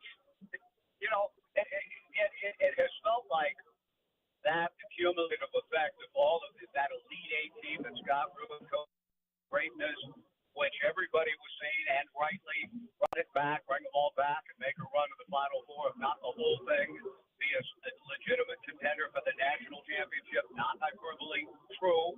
If you can get to the Elite Eight and play South Carolina as competitively as they did, then you should be mentioned if all those players are coming back as a national championship contender. They would have been. Scott Ruick is an amazing coach, and the players, the love affair with women's basketball in our community, reciprocating the players in the community. I mean, it's just been an amazing story to watch unfold, and I can tell from listening to our fans locally and just the mood around town. It's just one hit after another, guys. It's been depressing. I got texts from friends last night just saying, they were channeling, their famous Slim Pickens, boy, am I depressed, which he said in a slightly more humorous way of Blazing Saddles. But that's exactly how everyone's been feeling around here. And I don't know what to do about it. I don't know what to say. We're there every day to try to let people vent. So maybe there's a public service involved in that. But when does it stop? And who's next? And, we had one caller the other day say, I just wish they'd all say on one day rather than us just kind of waiting. Okay, now who?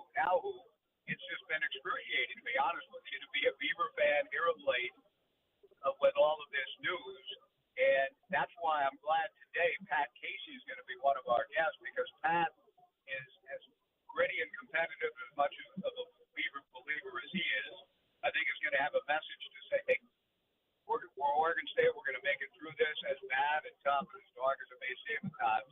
The Beavs are going to find their way through, but I'd be lying if I said it's been it's been a fun spring. It's been a tough couple of weeks, as you said, Justin.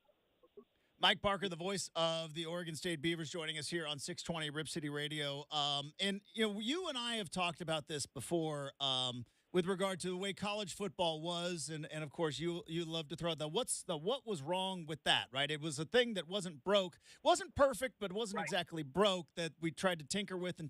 And my wife will tell you around the house, once Justin starts tinkering with stuff, that's when you've got to call the guy. You know what I mean? So it feels like that's kind of where we're at with college football. And I was told, because I was never an NIL fan, Mike, I felt like it was a fair deal for a full ride scholarship and an opportunity at an education and a potential opportunity at the next level, as opposed to kind of where we are now.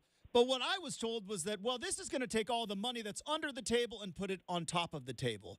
But when you see this situation where Damian Martinez is leaving, he's claiming that the collective lied, though the collective comes out and says, no, absolutely not. This is not how it works. And it's like, this is what was supposed to be fixed, right? The thing that was supposed to fix it, once again, kind of broke it because there's no transparency. To me, that's where I think, other than the frustration that Oregon State fans probably have because a very, very good player is heading out the door. But on top of it, this is what NIL was supposed to fix, right? Is the money from under the table supposed to be transparent. And now it's like, nope, didn't fix it at all. Yeah, there's too much going on, I think, behind the scenes in the whole Damian, specifically the Damian situation, for any of us to say, well, here's how it went down and how it played out.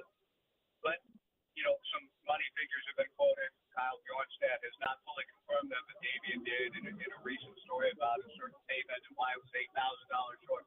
And I do see that Damian has kind of, as I'm sure you guys have received too, retracted a little bit of kind of the original idea that he was, I got my car, I got my house, and all of that, implying that the collective had intimated that they were going to do that for him and then didn't let him down.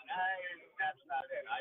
I believe Kyle Bjornstad, the co-founder with Dick Oldfield, the Damn Nation Collective, on this particular matter. But whatever other stories are going on for all collectives everywhere, you're absolutely right. It's not solved anything. And in fact, as most people have put it, and they've been right to put it, we are in the wild, wild west with respect to this. And I don't know how it gets fixed. Yeah. Justin, I don't know what's going on. We're in the middle, again, as we've said on our daily show that we do every day, we're in the middle of this every day. We're in history. We're in an amazing piece of history in sports, collegiately, our conference particularly, which is no more after, I hope, the Beavers are the last team standing out of the old Pac-12 in Omaha, and that will be the end. That would be a great way to go out as far as I'm concerned. It's sort of a message to everybody else. Okay, here are the Bees again, and the conference is no more after this day. That's the image I have in my mind. It's the goal I have. It's what I want to see. But how beautifully sweet that would be, but also how bitter it is, if indeed it comes to that. Whatever the case, it's just been a mess. And you're right, Justin. I know that maybe some playoff formatics and all of that needed tweaking. But I thought, and I've always thought, that our conference, our fandom within the conference of our various schools has been just a wonderful thing to be a fan of the Pac-8, the AAWU, the BCC, the Pac-10, the Pac-12. And the fact that it's no more after a couple of months here now is absolutely heartbreaking to me. And I don't know how and why, but there's a lot of answers on that. Documentaries are being made about it. We're living it day to day in these final days of the conference, and it's just flat out sad and heartbreaking. But I'm just hoping whatever the Beaver space is and the bill, whatever's happening, that leadership, that college football itself, whether it's the ACC wobbling and falling apart that creates a new wave of realignment, that the Bees and Cougs can be made right, because both institutions deserve to be made right and maintain their place in the highest level of collegiate sports as they've been since they began this endeavor over 100 years ago. And the Bees and Cougs have done nothing on their part to warrant being kind of relegated, so to speak. And so I'm just hoping there's a way and a path forward to get it right. Mike Parker, the voice of the Oregon State Beavers, the Joe Beaver Show on location today, Lazy Days Brewing Company on North Flint Avenue here in the great city of Portland. And he's going to be on the call for Oregon State against Stanford later on this evening. Hey, Mike, thanks so much for your time. Safe travels both to and fro, and we look forward to talking to you again soon. Yeah, and thanks, guys, for having me on. The next time I want to know the details of the famous pre-show meeting so John Ward and I can learn a little something from you guys. Thanks for having me on. Brenden, we'll see you. Thanks, Justin. Have a good one, Mike. There we go. Mike Parker, the voice of the Beavs. We got the RCM mailbag to wrap up the show next, 620 Rip City Radio.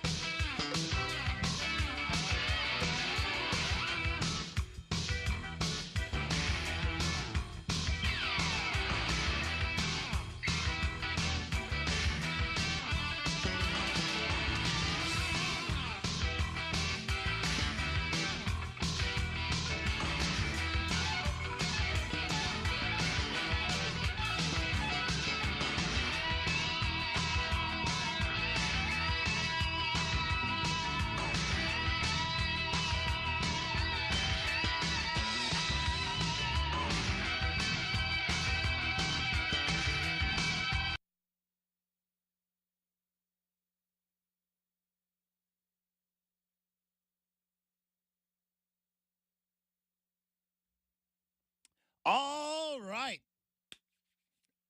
Quick Masters update. Max Homa on fire right now. He's 2 under for the day, tied atop the leaderboard with Bryson DeChambeau. Now, Bryson DeChambeau's yet to tee off. He'll be teeing off in the afternoon set later on today, but we now have a co-leader at Augusta with Max Homa. Tiger Woods sitting even par. No, he's +1 now. Sorry. He's shooting even par for the day, but Tiger Woods sitting +1. Still above the cut line. Still above.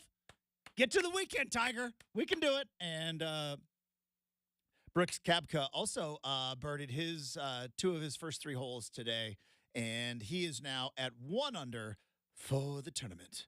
So, full weekend of Masters. Got Blazer game tonight. Blazer season ends on Sunday. Monday on the big show, I would assume, other than talking about the Masters and who knows what we're going to see there at Augusta. Whole recap, Blazer season, what went wrong, how it gets fixed, and moving forward. But before we get to all of that, we have to get to the RCM mailbag. Here we go.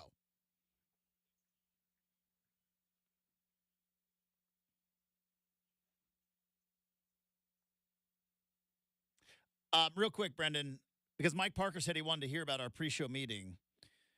Maybe this should be an off-air conversation right now. Should we tell him the truth? That it's a lot of me going, well, Brenden, let me tell you about the way things used to be. Or lots and of then things, we go, yeah. oh, crud, 3 minutes to show. Hit that? Or should we lie about it and be like, yeah. I mean, we really dive deep.